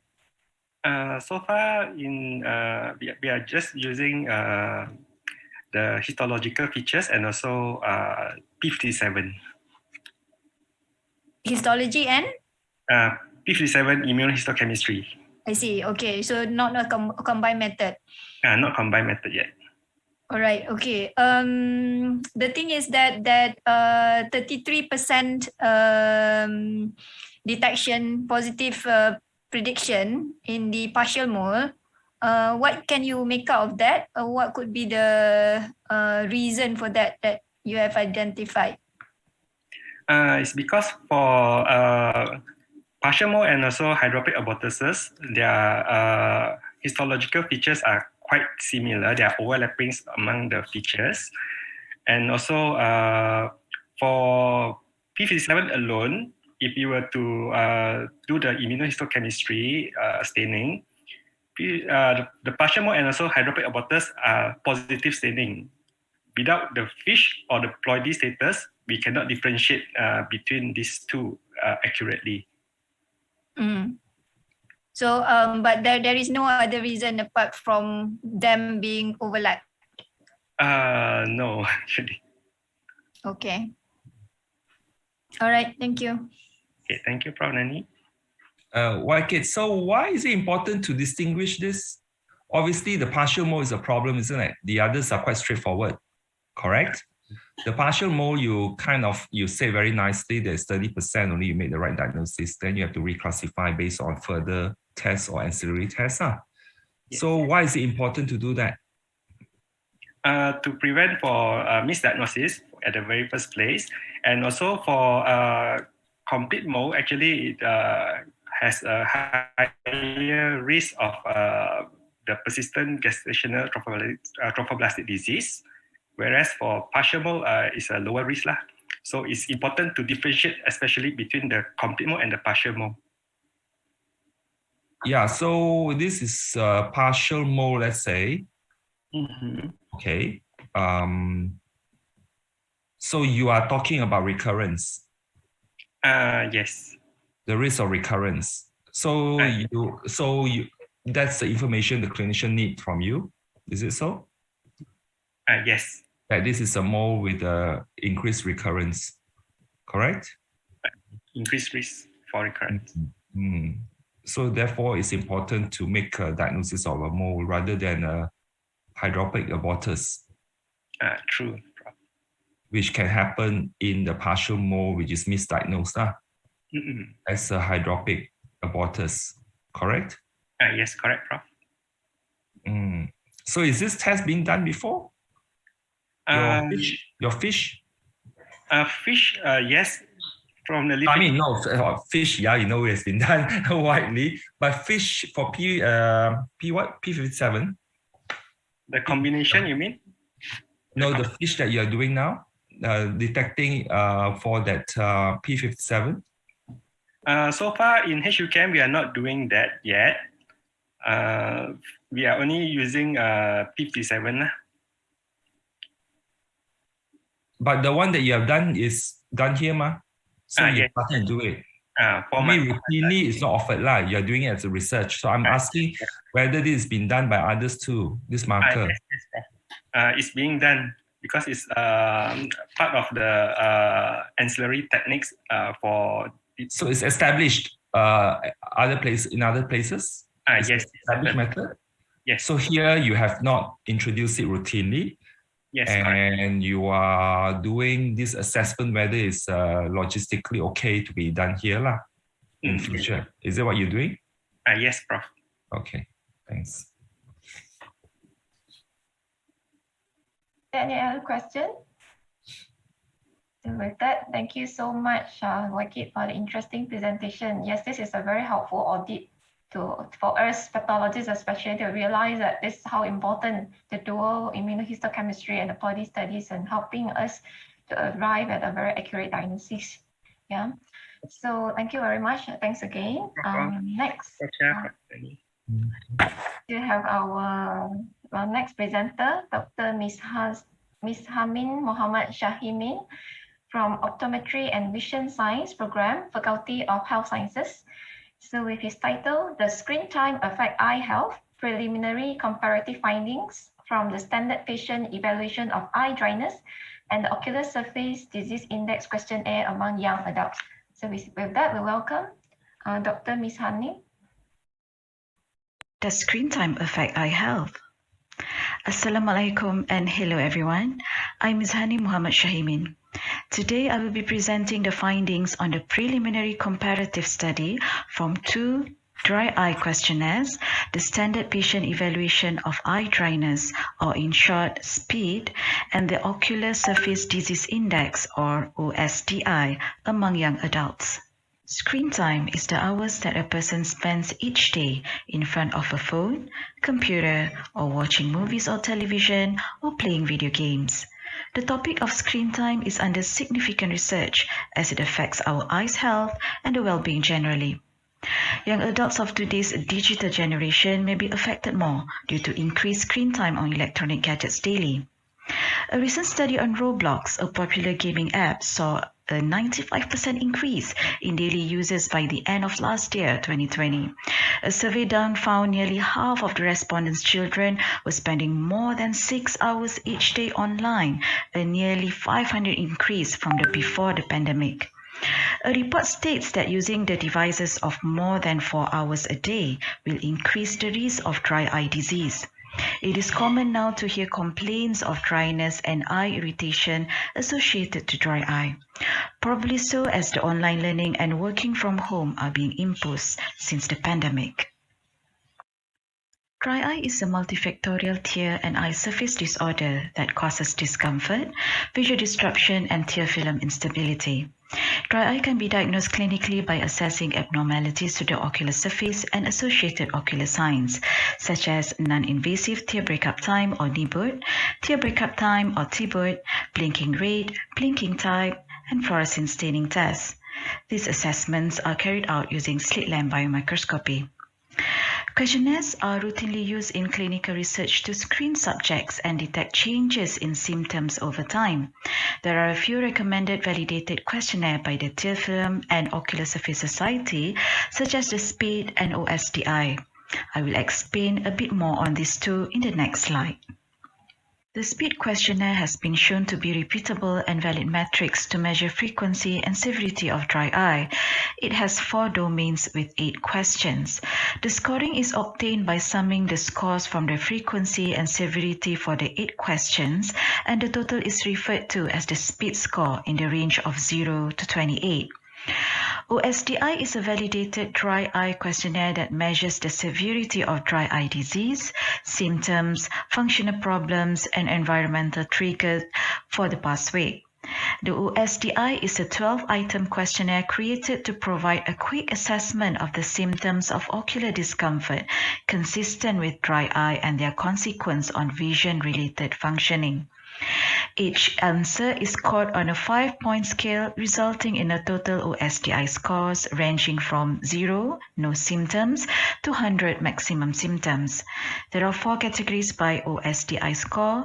Normal scores between 0 to 12, mild dry eye is between 13 to 22, moderate dry eye is between 23 to 32, and severe dry eye is between 33 and 100. SPEED questionnaire has the advantage of fewer questions compared to the OSDI. Looking at the potential impact of screen time to dry eye, this study sought to find out on 3 objectives. We wanted to determine the reported mobile phone screen time, dry eye ocular signs, and dry eye ocular symptoms. Secondly, we want to investigate the relationships between reported mobile phone screen time to dry eye ocular signs, NIBUT, TBUT, blinking rate and type, and fluorescein staining tests, and also to investigate the relationships between reported mobile phone screen time to dry eye ocular symptoms reported from the 2 different questionnaires, the Standard Patient Evaluation of Eye Dryness or SPEED and the Ocular Surface Disease Index or OSDI. This cross-sectional study was conducted in Faculty of Health Sciences, University Kebangsaan Malaysia on first-year undergraduate students. The study was approved by the University Ethics Committee. The participants who consented to the study were asked to report their mobile phone use or the screen time through own smartphones apps a week prior to the research appointment. On the appointment day, ocular signs were inspected and both the SPEED and OSDI questionnaire were administered concurrently. A total of 56 FSK students participated in this study with mean age of 20.55 years old. Majority of them, which is 75%, were female. The average reported mobile phone screen time was 5.6 in the range of 1.06 to 10.58 hours per day. Summarize here our findings on the ocular features and signs of interest. Both tear osmolarity components, the non-invasive tear breakup time and the tear breakup time, were outside normal values. Blinking rate in average were 18.56. This is deemed as within normal limits. Staining of ocular surface were graded based on Afrin scale, and the results were also within normal values. From these 4 parameters, the above 2 showed high probability to dry eye. This is the classification of participant symptoms based on SPID and OSDI. Mean score for SPID is 4.93, regarded as normal values, and mean score for OSDI is about 19.66, which was the mild dry eye stage. Majority of them were normal to mild dry eyes. To answer the second and third objectives, we performed Spearman correlation tests on the parameters. No correlation were found between mobile phone screen time to dry eye ocular sign clinical assessment and dry eye ocular symptoms, with p-values of more than 0.05. Low negative significant correlations were found between SPID score to NIBUD and TIBUD, but no statistically significant findings were found between ocular signs parameter to OSDI score. From our findings, the participant screen time recorded of 5.6 hours was 2 times higher from the Nielsen Total Audience Report Quartile 3. Considering that our population is university students, it is expected that the use of digital devices is higher among this group of people.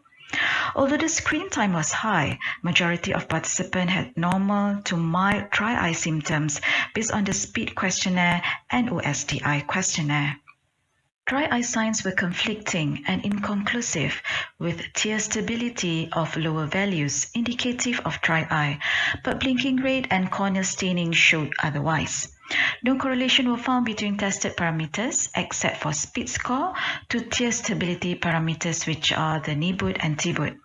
So this suggests us that the clinical significance and clinical signs that we should look for dry eye is NIBUD and TIBUD. The insignificant correlations between screen time, dry eye signs, and symptoms showed that the presence of symptoms may not indicate the presence of dry eye, and that longer screen time does not necessarily affect eye and vision. This could be due to the small unit measurements of the tested parameters, in which the sampled 56 participants did not show clinical significance. Because of the movement restriction order during the first phase of COVID-19 pandemic, our research suffered at the data collection phase, in which we are not able to do ocular assessment face-to-face. We managed to complete only 56 samples in our study. Larger scale study with controlled environment is needed to detect the effects of screen time to ocular health, be it signs or symptoms the person may be experiencing. Including symptomatic and asymptomatic participants could reveal interesting outcomes as well. Approaching the study in today's scenario could also shed some light in the true effects of screen time may have on our eye health. Conducting the dry eye examination after prolonged screen time on the same day would enable us to investigate the immediate effect of screen time has on our eye health. Although most of the findings presented here are insignificant, we reported a low significant correlation trend between the symptoms to 2 ocular sign parameters, which were the defective NIBUD and TIBUD values. General optometric and ophthalmologic practices typically relies on establishing ocular symptoms via open verbal questions during the patient history and symptom sessions. The merit of having these properly recorded symptoms through such questionnaires will standardize the recording of responses and facilitate the diagnosis of dry eye.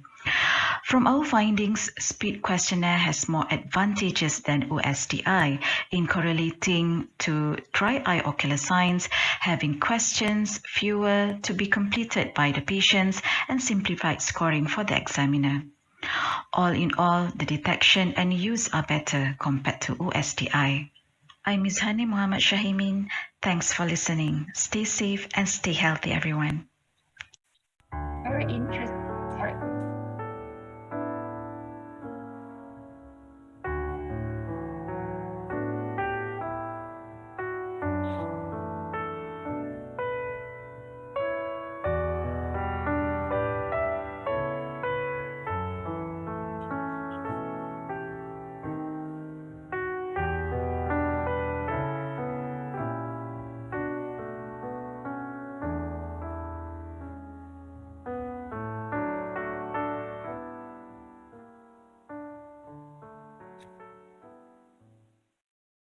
Right. Thank you so much, Dr. Ms. Hamin, for very interesting presentation. So now is the Q&A time.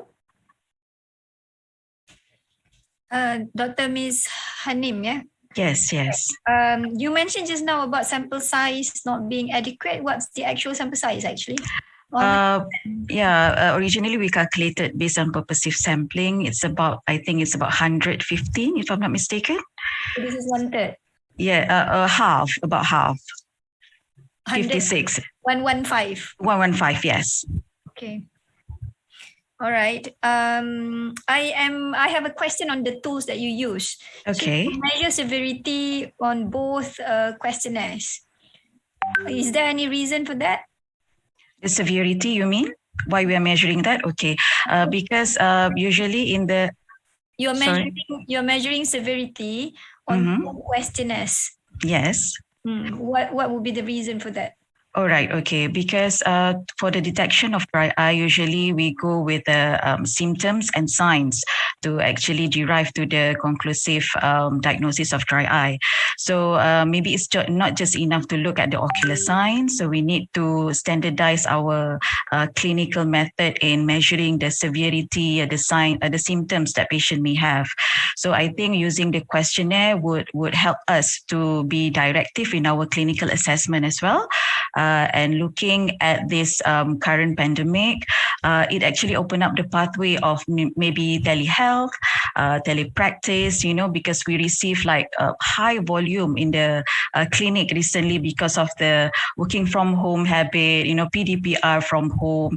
But we also have to adhere to the SOP, so we cannot really see the patient as much as we want.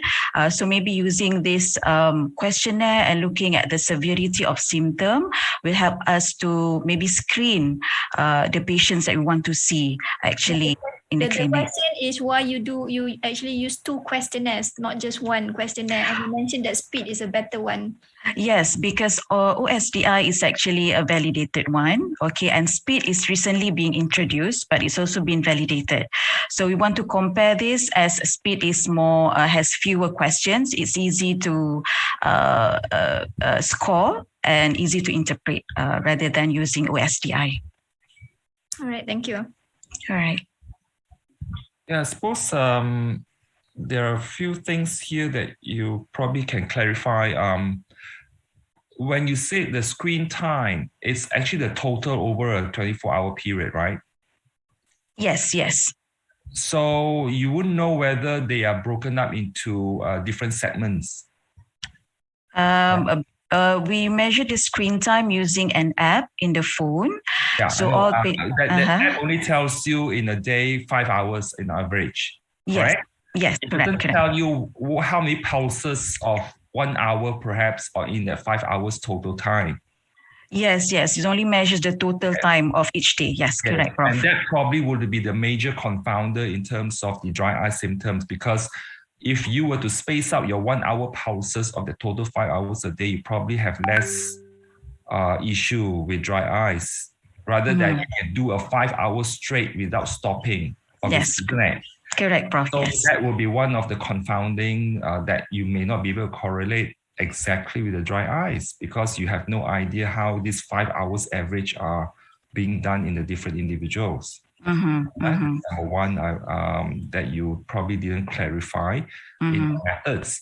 Number two is you don't seem to have an internal control and you are impeded by the smaller sample size than expected. So you do not know what is the baseline of all these subjects, correct?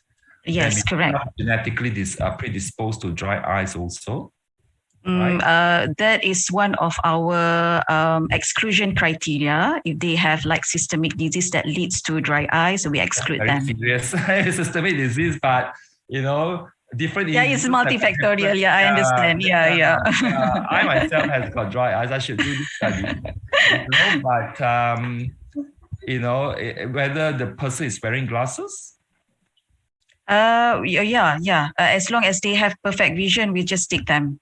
Mm-hmm. Well, what you mean? You exclude those who are wearing glasses? No. We don't. We accept them if they have aided or unaided vision of 6/6. Yes. So how do we know whether glasses make a difference or not in terms of how it affects the tears as well as the symptoms? And you have another layer, you know, kind of a protection with the glare and all that is reduction on the screen. All right. Okay. So those are another factors to think about, how that may affect your results interpretation. Correct? All right. Okay. Yeah. So I think those are the issues that no internal control, huh? All right. Okay. Yeah. Those are my comments. Okay, thank you, Prof. Appreciate that. Thank you so much for the very interesting topics, research. This is a very important research question that we want to know, in this pandemic that we are increasing screen time every day, with virtual meetings and all that. So thank you again for thank you so much participation. So we will have our next presenter, Dr. Mohammad Ishamuddin from Department of Surgery, with his topic, wound outcomes following ionic silver and chlorhexidine spray compared to conventional dressing in SSG, split skin graft donor site wound, a randomized control trials. Yes, please welcome Dr. Ishamuddin. Assalamualaikum warahmatullahi wabarakatuh, and a very good morning. Thank you so much for the opportunity to present our study, our work, entitled Wound Outcomes Following Ionic Silver Chlorhexidine, i.e. Ketamine Spray, compared to conventional dressing in split skin graft donor site wounds, a randomized control trial. My name is Dr. Hishamuddin bin Ismail. This is my team. We came from various units in Department of Surgery, Orthopedics, Physiotherapy, and Psychiatry in this hospital.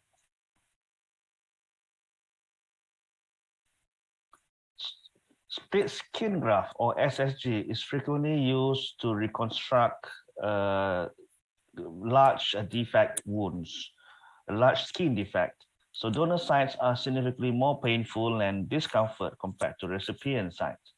There are a variety of dressing material and techniques in the management of donor site, all aim to maintain the environment that promotes optimal wound healing while preventing morbidities like pain and infection, which delays wound healing. So I would like to present to you the Ketamine Spray, that is an ionic silver chlorhexidine, which is made from silicon dioxide, silver ions, and chlorhexidine. It works by exerting the antimicrobial effects of silver, disinfection capabilities of chlorhexidine, while keeping a moisture balanced environment by hyaluronic acid. Simultaneously, silicon dioxide forms a protective barrier over the wound. So our aim is to investigate the potential of Ketamine Spray as wound dressing in SSG donor sites. Its application in SSG is not been investigated in a Malaysian population. So therefore, our objective is to assess wound outcomes and pain in SSG donor sites, comparing Ketamine Spray against conventional hydrocolloid dressing. This is an ethics-approved, double-blinded, single-centered, randomized control trial. The study population, all consented patients who underwent SSG in HCTM, secondary to any etiology. We exclude patients with known allergy to any component of the dressings. We exclude uncontrolled diabetes, presence of active autoimmune and immune diseases, and the use of systemic steroids or immunosuppressants. Participants divided into two groups, interventional and control group. The interventional group had their donor wounds dressed using ketamine spray, while the control group utilized the conventional hydrocolloid dressing. The percentage of wound re-epithelialization was assessed post-op day 10, 15, and 20 using a photographic Adobe software, while pain is assessed using a Likert visual analytic score post-op at day 1, 10, 15, and 20. And intention to treat analysis were employed. We recruited 24 participants. Unfortunately, one of the conventional group lost in the follow-up, leaving only 23 for further analysis. Table 1 is basically the baseline demographic and clinical characteristics in the study population.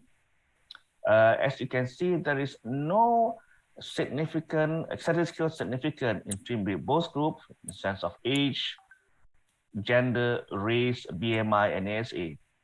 Both groups has comorbidities of diabetes and hypertension. However, it's not really significant.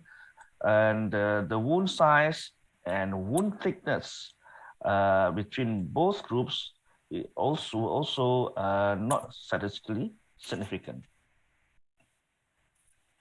Table 2 shows the wound re-epithelialization in area by percentage. We can see that at day 20, we noted that the interventional group has more area percentage, and this is statistically significant. While in table 3, in the pain score, using a Likert visual analytic score, we can see that in each day 1, 10, 15, and 20, there is no significant statistical significance between the two groups when the p-value is more than 0.3. Two patients in the control group had bleeding, so the intention to treat, we need to redress the patient. And we noted that there is no adverse effect of intervention group were observed. So the pain score is statistically identical in both groups. Both hydrocolloid and ketamine spray does not have any analgesic properties.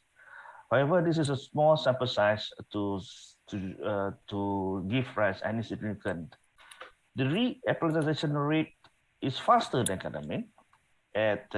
So the area is bigger. The area of percentage is bigger at day 20 compared to the normal conventional hydrocolloid. Thus, the rate is faster. Probably because the property of the ketamine, which promotes faster wound healing, such as antimicrobial effect, the moisture balance, environmental effect, and also it creates the barrier to protect the wound.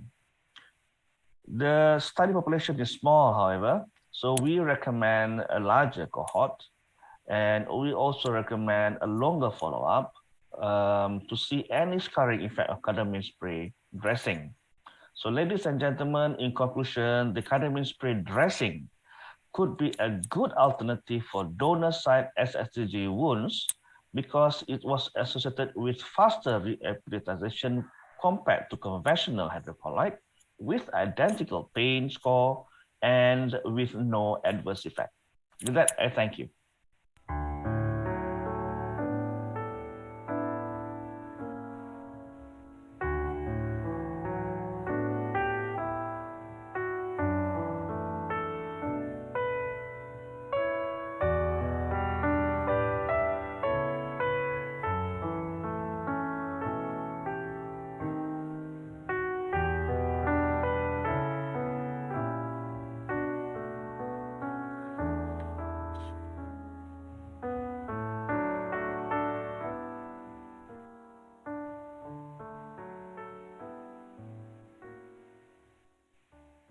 Thank you so much, Dr. Isham, for a very interesting presentation. So now it's the Q&A session. I'll invite the judge. Mr. Isham, thank you for the presentation. Can you just tell us the rate of infection of the donor site post SSG, at least in this institution? This institution in donor, can you hear me? Yes. Yes, all right. The rate is about 0.3, 0.1%. Very minimal, yes. In donor sites, so, as we can see in this study also, both ketamine and also conventional has no rates of infection. There's none. So the rate of infection. The rate of infection to start off with is actually very small. Very small. So okay, is that used to calculate the sample size for this project, or something else is used? Something else is used. It's other effect like pain. What was used? Pain. Basically, it's pain. Pain. So pain was used to calculate the sample size in this project. And a small sample size of infection in silver dressing in SSG wounds in other studies. Because I'm afraid that what we are seeing is actually under there's an error in sample or whatever that we want to look at based on the sample size calculation. And that ketamine. Another thing is that, is there any disclosure from the company? No. So this study is not supported at all. We have to tell that this is sponsored by Ketamine. This study is sponsored by the company. Okay, all right, thank you. Taking from the points of Nani's, so the sample size is pretty small and you use the pain outcome, Mr. Isham? Yes. Pain outcome now. The thing is, they don't have any analgesics, as you rightly pointed out. So why do you use that as your basis for your sample size calculation, Mr. Isham? I think it's more towards the utility of this as a new tool for wound healing, right? You would think that using this intervention material is probably going to expedite the epithelialization or healing. I think that's the more important clinical outcome, isn't it? That's the main objective, yes. Yeah, so you should always count the sample size based on the primary objective. So if you have used pain, then that's why your sample size becomes small. And then you see very clearly that there was no difference in pain scores between the two.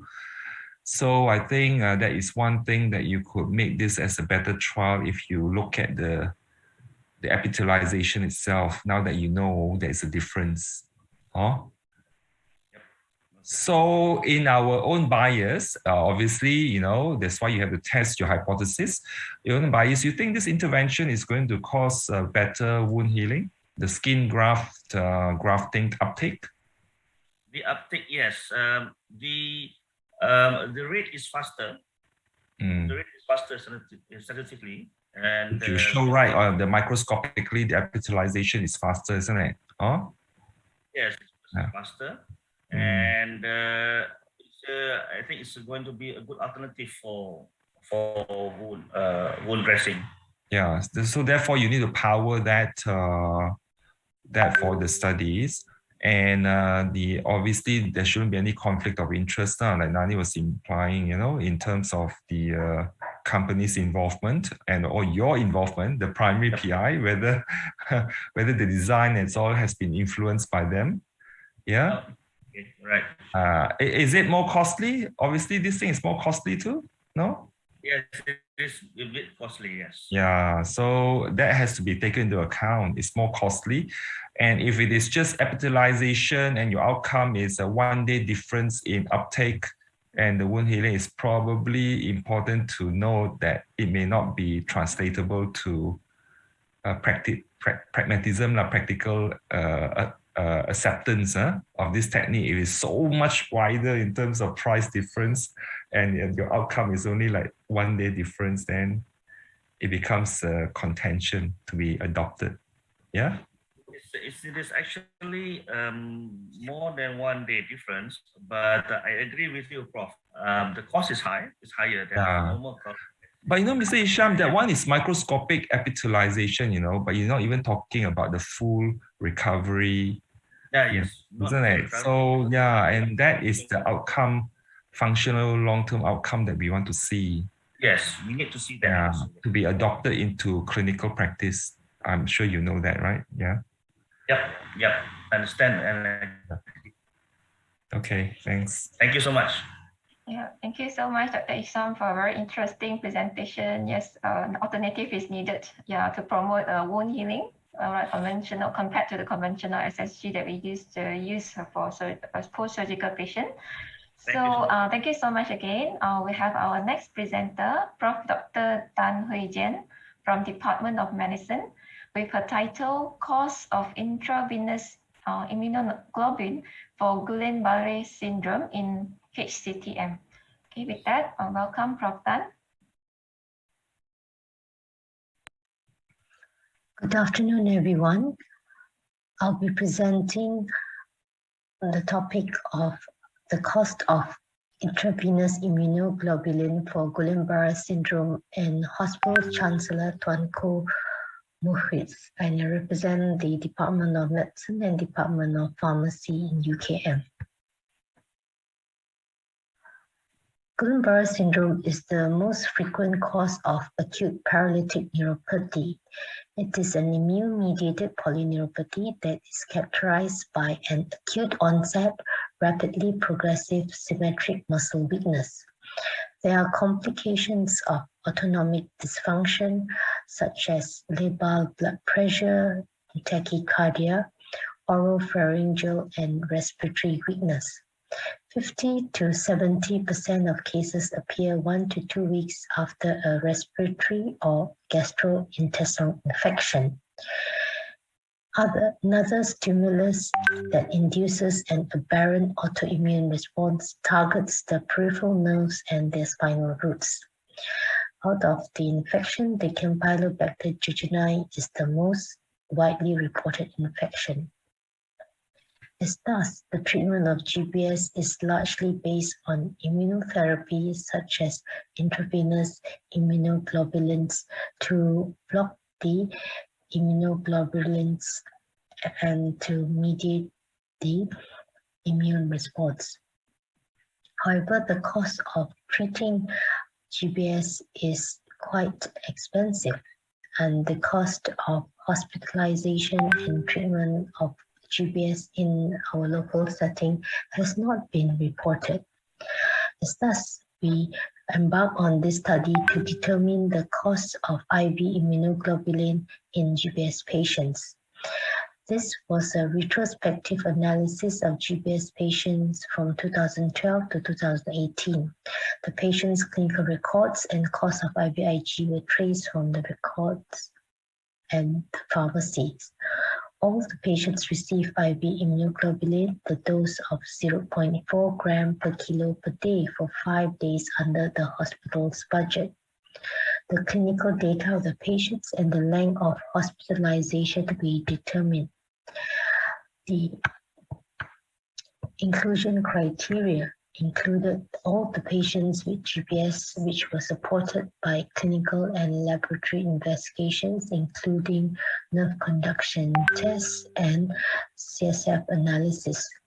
We excluded those patients with traumatic cause of paralysis, those with metabolic or electrolyte disorders such as hypokalemia causing paralysis, patients with myelopathy or myelitis or spinal cord compression, and patients with drug or toxin-related neuropathy.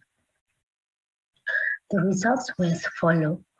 The pie chart shows the patients that we recruited, 115 cases, and out of which 51.3% were male and 48.7% were female. The median age was 58 years with an interquartile range of 29. The total days of admission median was 11 days with the interquartile range of 14 days.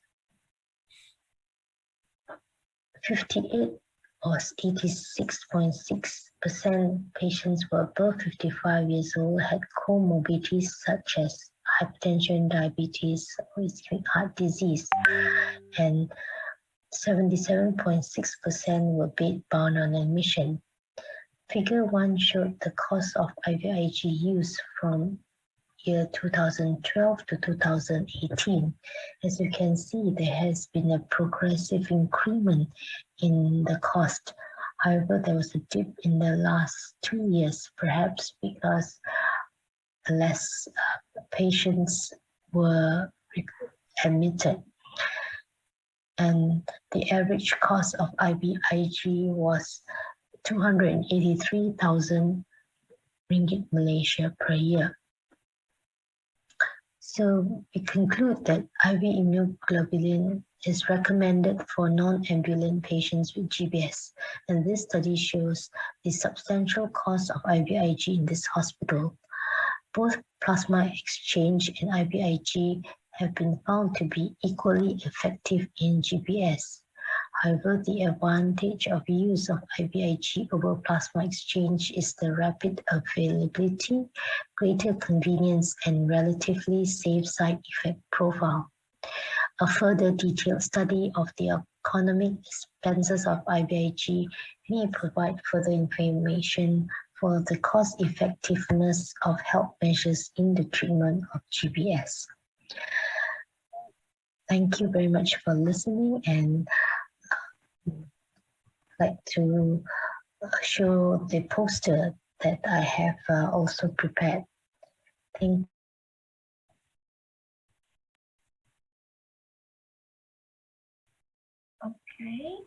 Thank you, Prof. Tan, for interesting presentation. So I'll pass the floor to the judges for questions. Hi, thank you, Prof. Tan. For the presentation, I have a few questions on the impact of the study on your practice. How would you bring forward the results from this study to the practice? Thank you everyone for listening.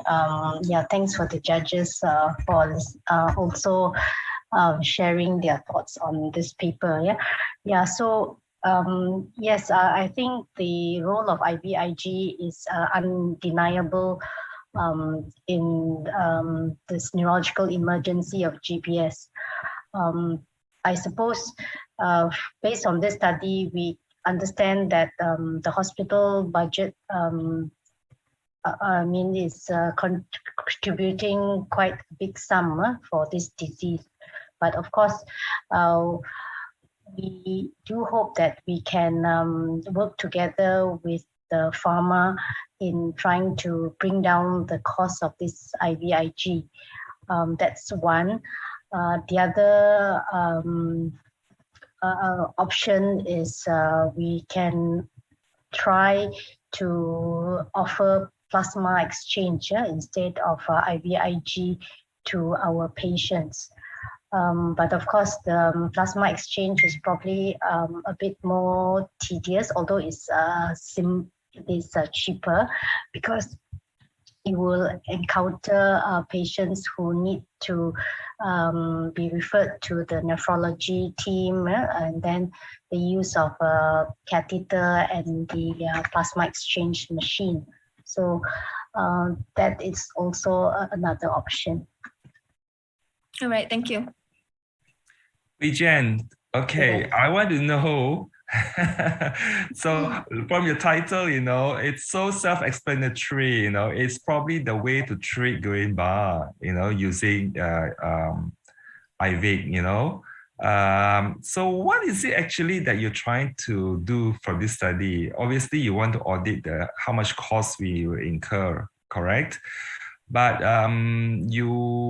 maybe I missed it, but did you highlight how many patients actually should have been given IVIG but only like how many percent receive IVIG. And because there's no money by the hospital, you have to resort to plasma exchange. Do you have that information or data? Thanks, Prof. Chia, for your question. I think in this study, we got 115 patients who were recruited.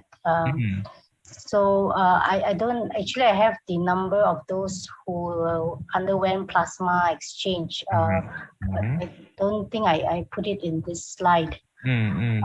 So important information, Hui Jen, because you want to see in over that period of time you're studying, right, the total number of Guillain-Barré diagnosed patients and how many actually receive IVIG versus how many plasma exchange and what basis were they in whichever category that they were in. Do you have the information? I think maybe I don't have it with me right now, but I think probably less than 10% were given plasma exchange. The reasons why we give plasma exchange is if the patient, number one, do not respond to IV immunoglobulins, the first. Secondly, if they come in very severe, then sometimes we would straight away do plasma exchange. All right. So are you implying, sorry, Hujan, just to interject, are you implying that plasma exchange is probably the way to go in these sort of severe cases rather than immunoglobulin? I'm not saying the papers show that they are both equally effective. Right? This so so that's important. So the thing about plasma exchange is we cannot we perhaps will reserve it for patients who, let's say, has got renal disease, whom we know we cannot give very high volumes of fluid. So if they've got concomitant renal impairment, then we will go ahead to do the plasma exchange. Yeah. Well, so if you say there's no real difference except in this category, then your intention, which I can predict, is to tell people how much money you need to treat Guillain-Barré, correct? Yes. And therefore, if you were to do that, you need to sell the idea how many actually didn't get it when they should get it. So therefore, you can project the amount of money that you need, Huijen, to cover this base, rather than asking for the reduction in the cost, which I don't think is going to work in most pharmaceutical items, I know, that's isn't right. it? So I think that's the way to go. That's information in your presentation will be very important to see how many actually received it. We should receive it, but didn't. But I think all those patients diagnosed with the GBS would receive. Right? Yeah. So we do not treat the patient based on the problem of finances. So that's why the good thing is hospital Chancellor Tuan Mukris has kindly give a quota for our GBS patients. So so that's why all these patients who need it would receive the IVIG. So it's not a quota, it's a free flow. It's a free flow, it's not a quota. Yeah. Okay. That's good then.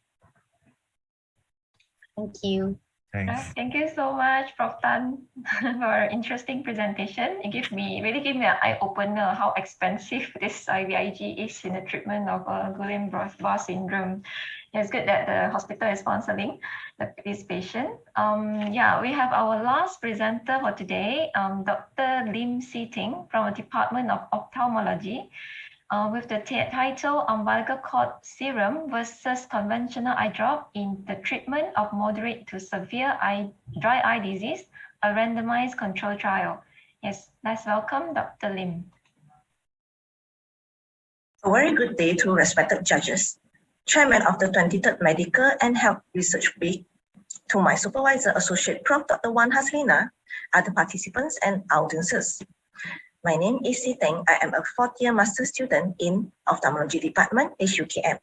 Today, my research title is Umbilical cord serum versus conventional eye drops in treatment of moderate to severe dry eye disease. For introduction, dry eye disease is a chronic ocular surface disease that is believed to be one of the most common ocular problems. The prevalence of dry eye disease has been reported as high as 50%. As common as dry eye disease can be, studies have consistently shown that dry eye disease causes impact on patients' quality of life and reduce productivity in the workplace. Treatment of dry eye disease can be either using the more conventional artificial tears, eye drops, or biologic tear substitutes such as autologous serum, allogenic serum, umbilical cord serum, and platelet preparation. These biologic tear substitutes are known to have biochemical properties similar to that of human natural tears and contain large numbers of epitheliotrophic growth factors. Autologous serum eye drops was long proven to be more superior in treating dry eye disease as compared to artificial tears. Umbilical cord serum has similar advantages to autologous serum, but has extra advantages as it can be prepared in large quantities from a single donor and be used for many patients. Moreover, it is useful in patients with systemic inflammation, anemia, or chronic illnesses who may not be ideal candidates for autologous serum eye drops. However, the productions are limited due to the umbilical cord serum eye drops are regulated by government bodies, and it involves blood bank which regulated under national law. Therefore, it is not widely used yet. So for the objective of our study is to compare the effectiveness of umbilical cord serum eye drop versus conventional artificial tears preservative-free for the treatment of moderate to severe dry eye disease. This is a prospective, single-blinded, randomized clinical trial where 115 study subjects were recruited. However, there were 14 dropouts, mainly due to the pandemic and national lockdown. The remaining 101 study subjects were randomized into two groups. Either received 20% umbilical cord serum prepared by our national blood bank or artificial tears preservative-free group, which the key ingredient was sodium hyaluronate 0.1% in the eye drops. Participants were instructed to use the eye drops 6 times a day for 8 weeks, and both groups received gel ointment at night as well. Parameters were recorded at baseline, day 28 and day 56 post-treatments. Parameters include a symptom questionnaire, also known as ocular surface disease index score, which is a 12 questionnaire on dry eye disease symptoms. This is to grade the patient into mild, moderate, or severe dry eye disease. Other tests include Schirmer test, which is to quantify patient tears using this tear strip. Next, cornea staining, which indicates surface epitheliopathy or surface erosion by using fluorescein to grade the patient's surface erosion using this Oxford grading. Other than that, manual tear breakup time also measured to see tear film stability by looking at the fluorescein disappearance time. Similarly, non-invasive tear breakup time is to see the tear film stability objectively, but using keratography machine. This is to observe the tear film stability pattern. Next, the conjunctival redness is measured objectively to see the degree of eye redness. Other than that, we measure the tear film quantity via tear meniscus height objectively using keratography machine as well.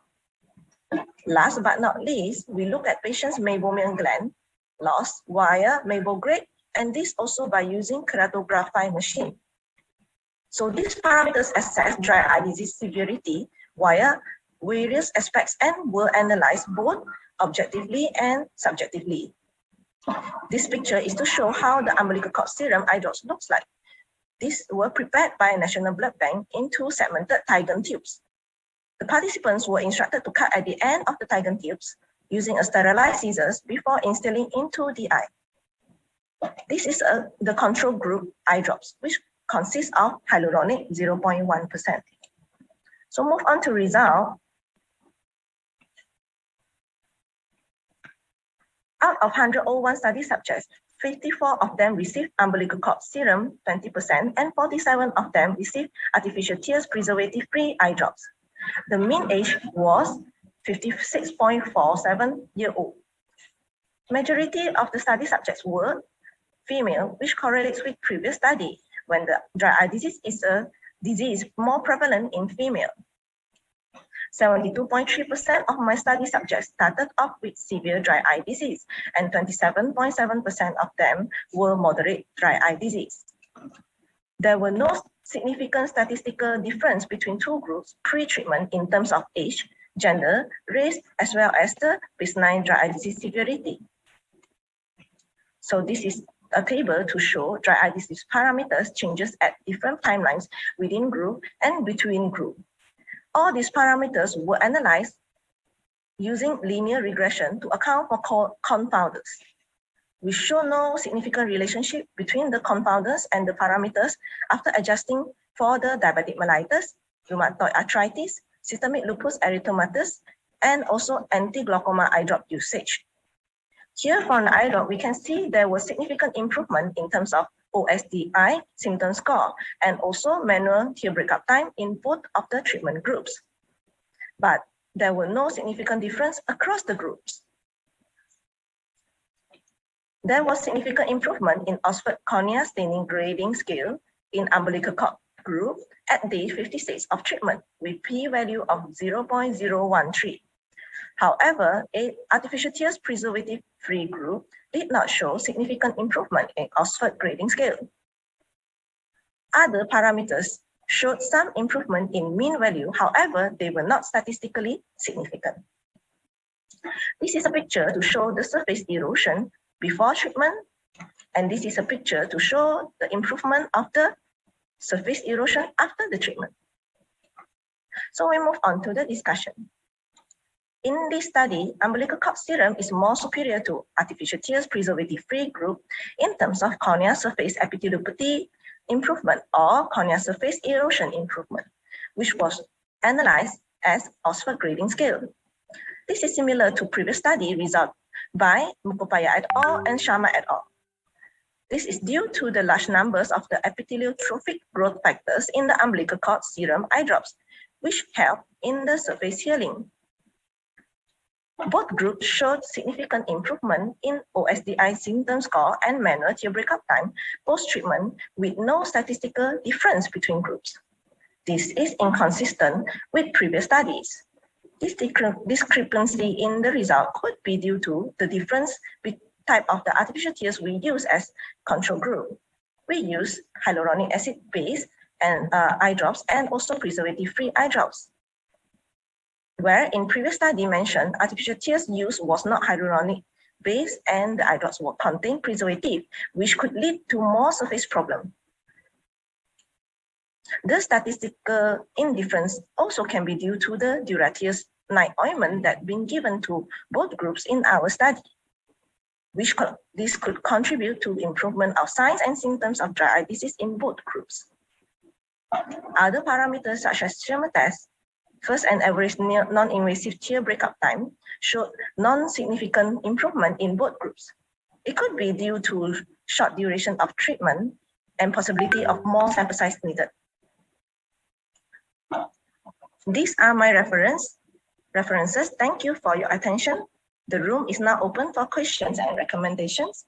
That will be all for now from me. Thank you.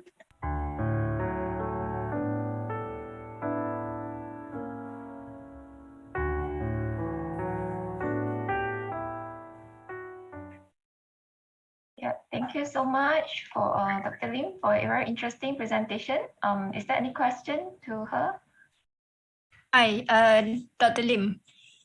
Okay, can you tell me the exclusion criteria of the patients that you have recruited? So, okay, thank you, Prof. Nene.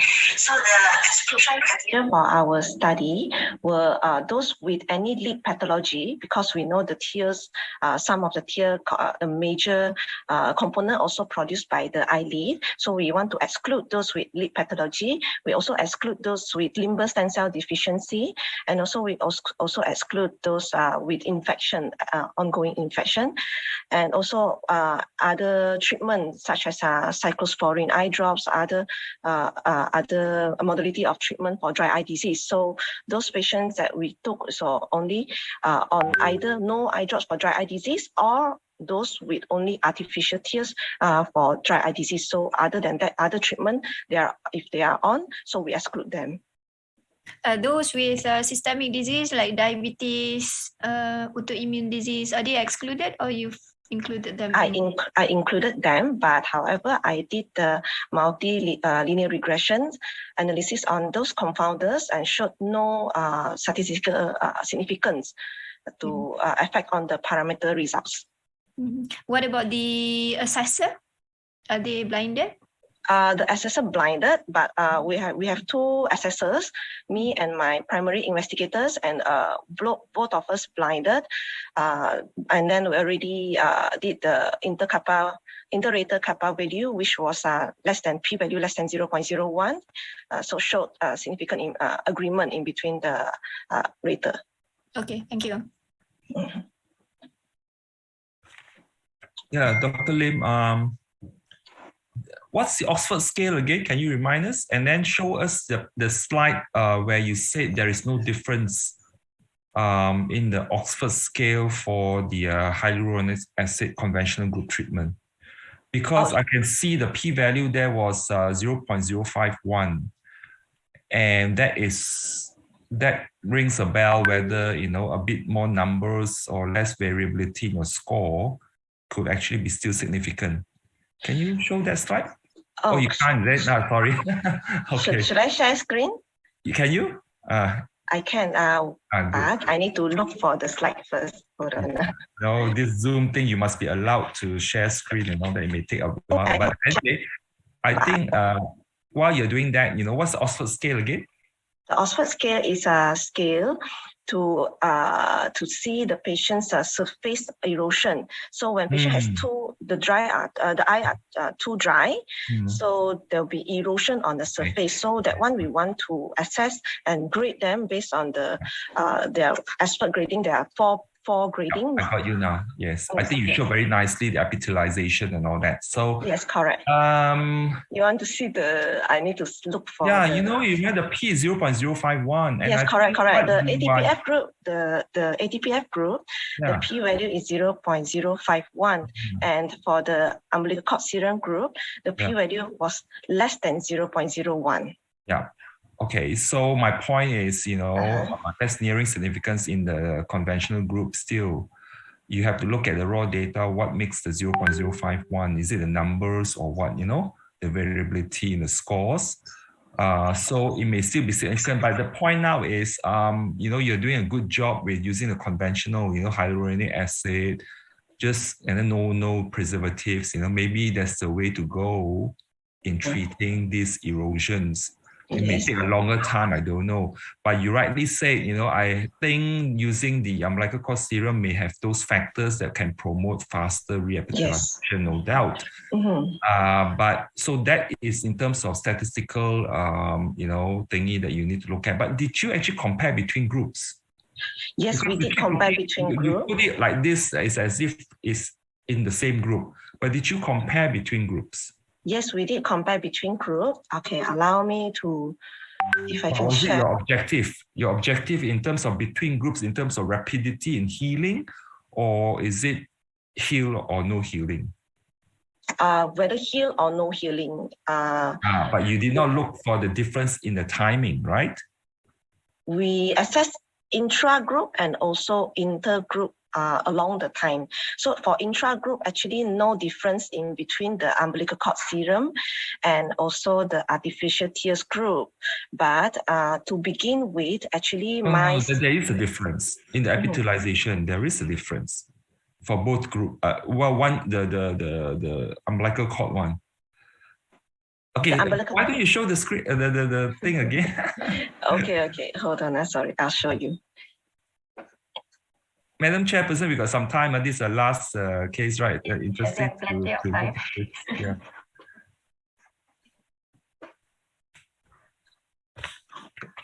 The good thing of being the last presenter, you know, you get more time to discuss if you got time left.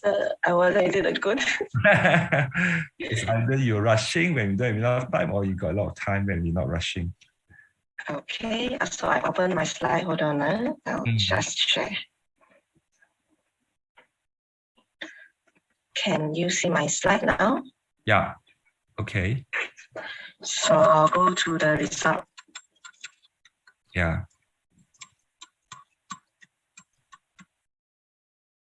Okay. Not this so one. Yeah. So for the Oxford grading, along the timeline, there's improvement. Oh, sorry, it's not less than 0.01. It's 0.013. Yeah. And whereas for ATPF group, it's 0.051. That's the one that say almost significant. You know that, right? Yes, almost significant. Correct.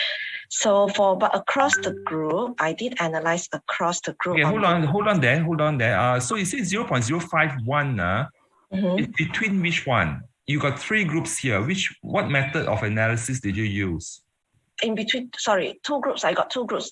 Umbilical cord serum and also ATPF group. No. Across this baseline. Understand.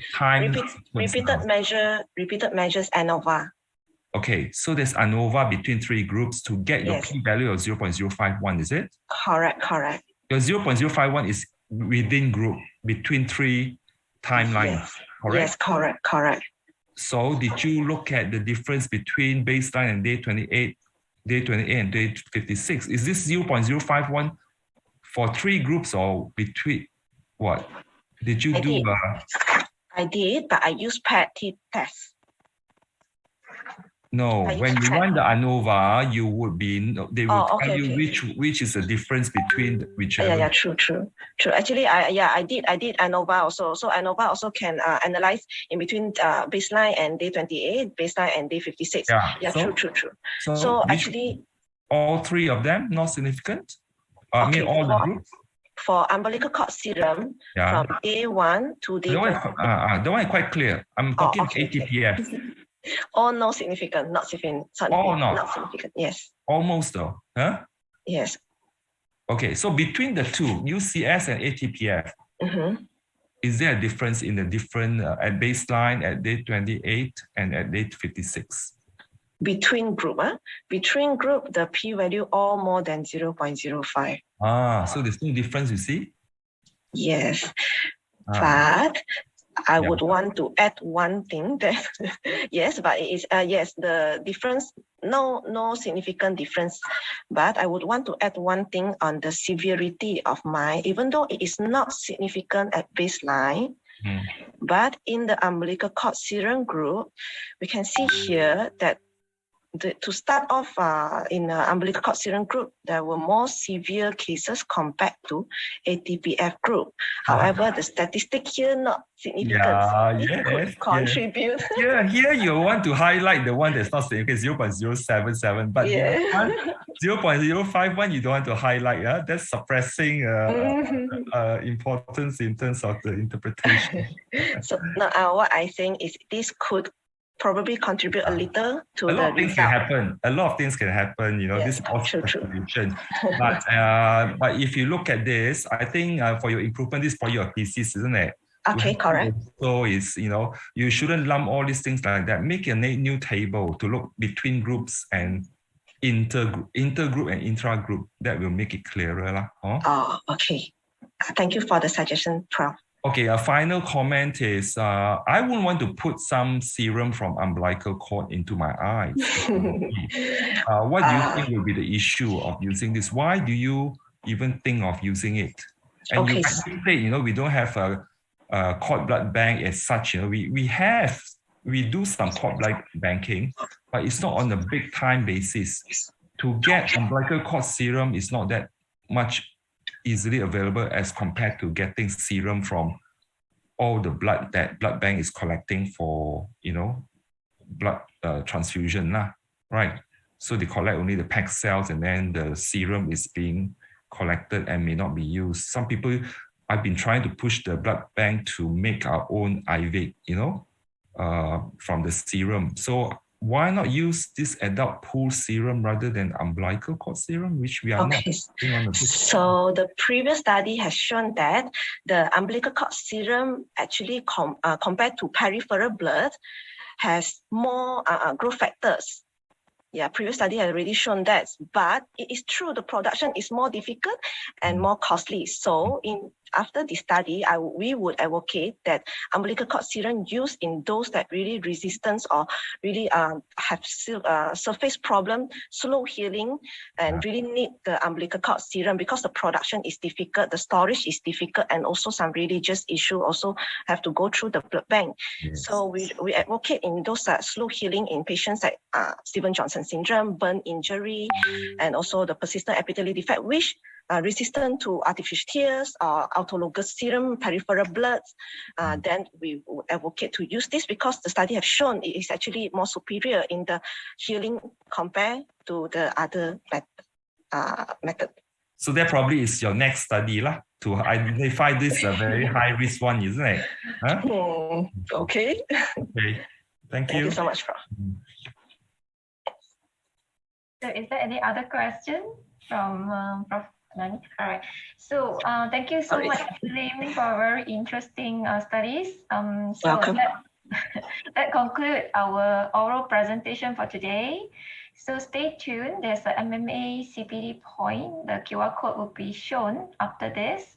Thank you so much to all the presenters, the judges, Prof. Chia and Prof. Nani, for your valuable time and your comments to all the presenters. Okay, so some housekeeping note. The winners for the oral presentation will be announced tomorrow in the SPI website and will be emailed to you as well.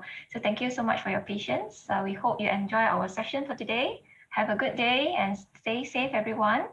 We will see you tomorrow for more exciting module that prepared for you. Thank you very much. Thank you, Prof. Wong. Thank you, Prof. Chia. Thank you, Prof. Nani, and thank you, Prof. Wong. All the rest. Thank you, Prof. Chia. Thank you, Prof. Nani. And all the participants. Thank you to all the judges and participants. Thank you.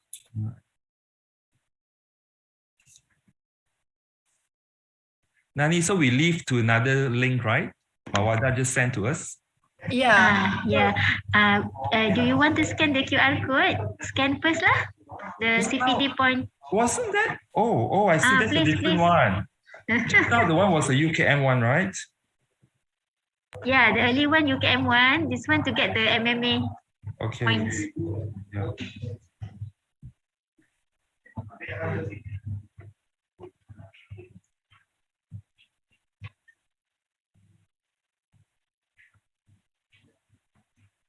Thanks, Asmi. The feedback pun kena buat kan? Ya, feedback kalau nak bagi feedback to us, you're more than welcome. Okay. Asmi, well said. Okay, see you. Asmi promoting biasness in the studies. Only give good ones. Okay, see you in another link here. Also, we leave here, right? Nani? We leave here and then we enter. Yeah. Thank you. Okay. Right. Thank you.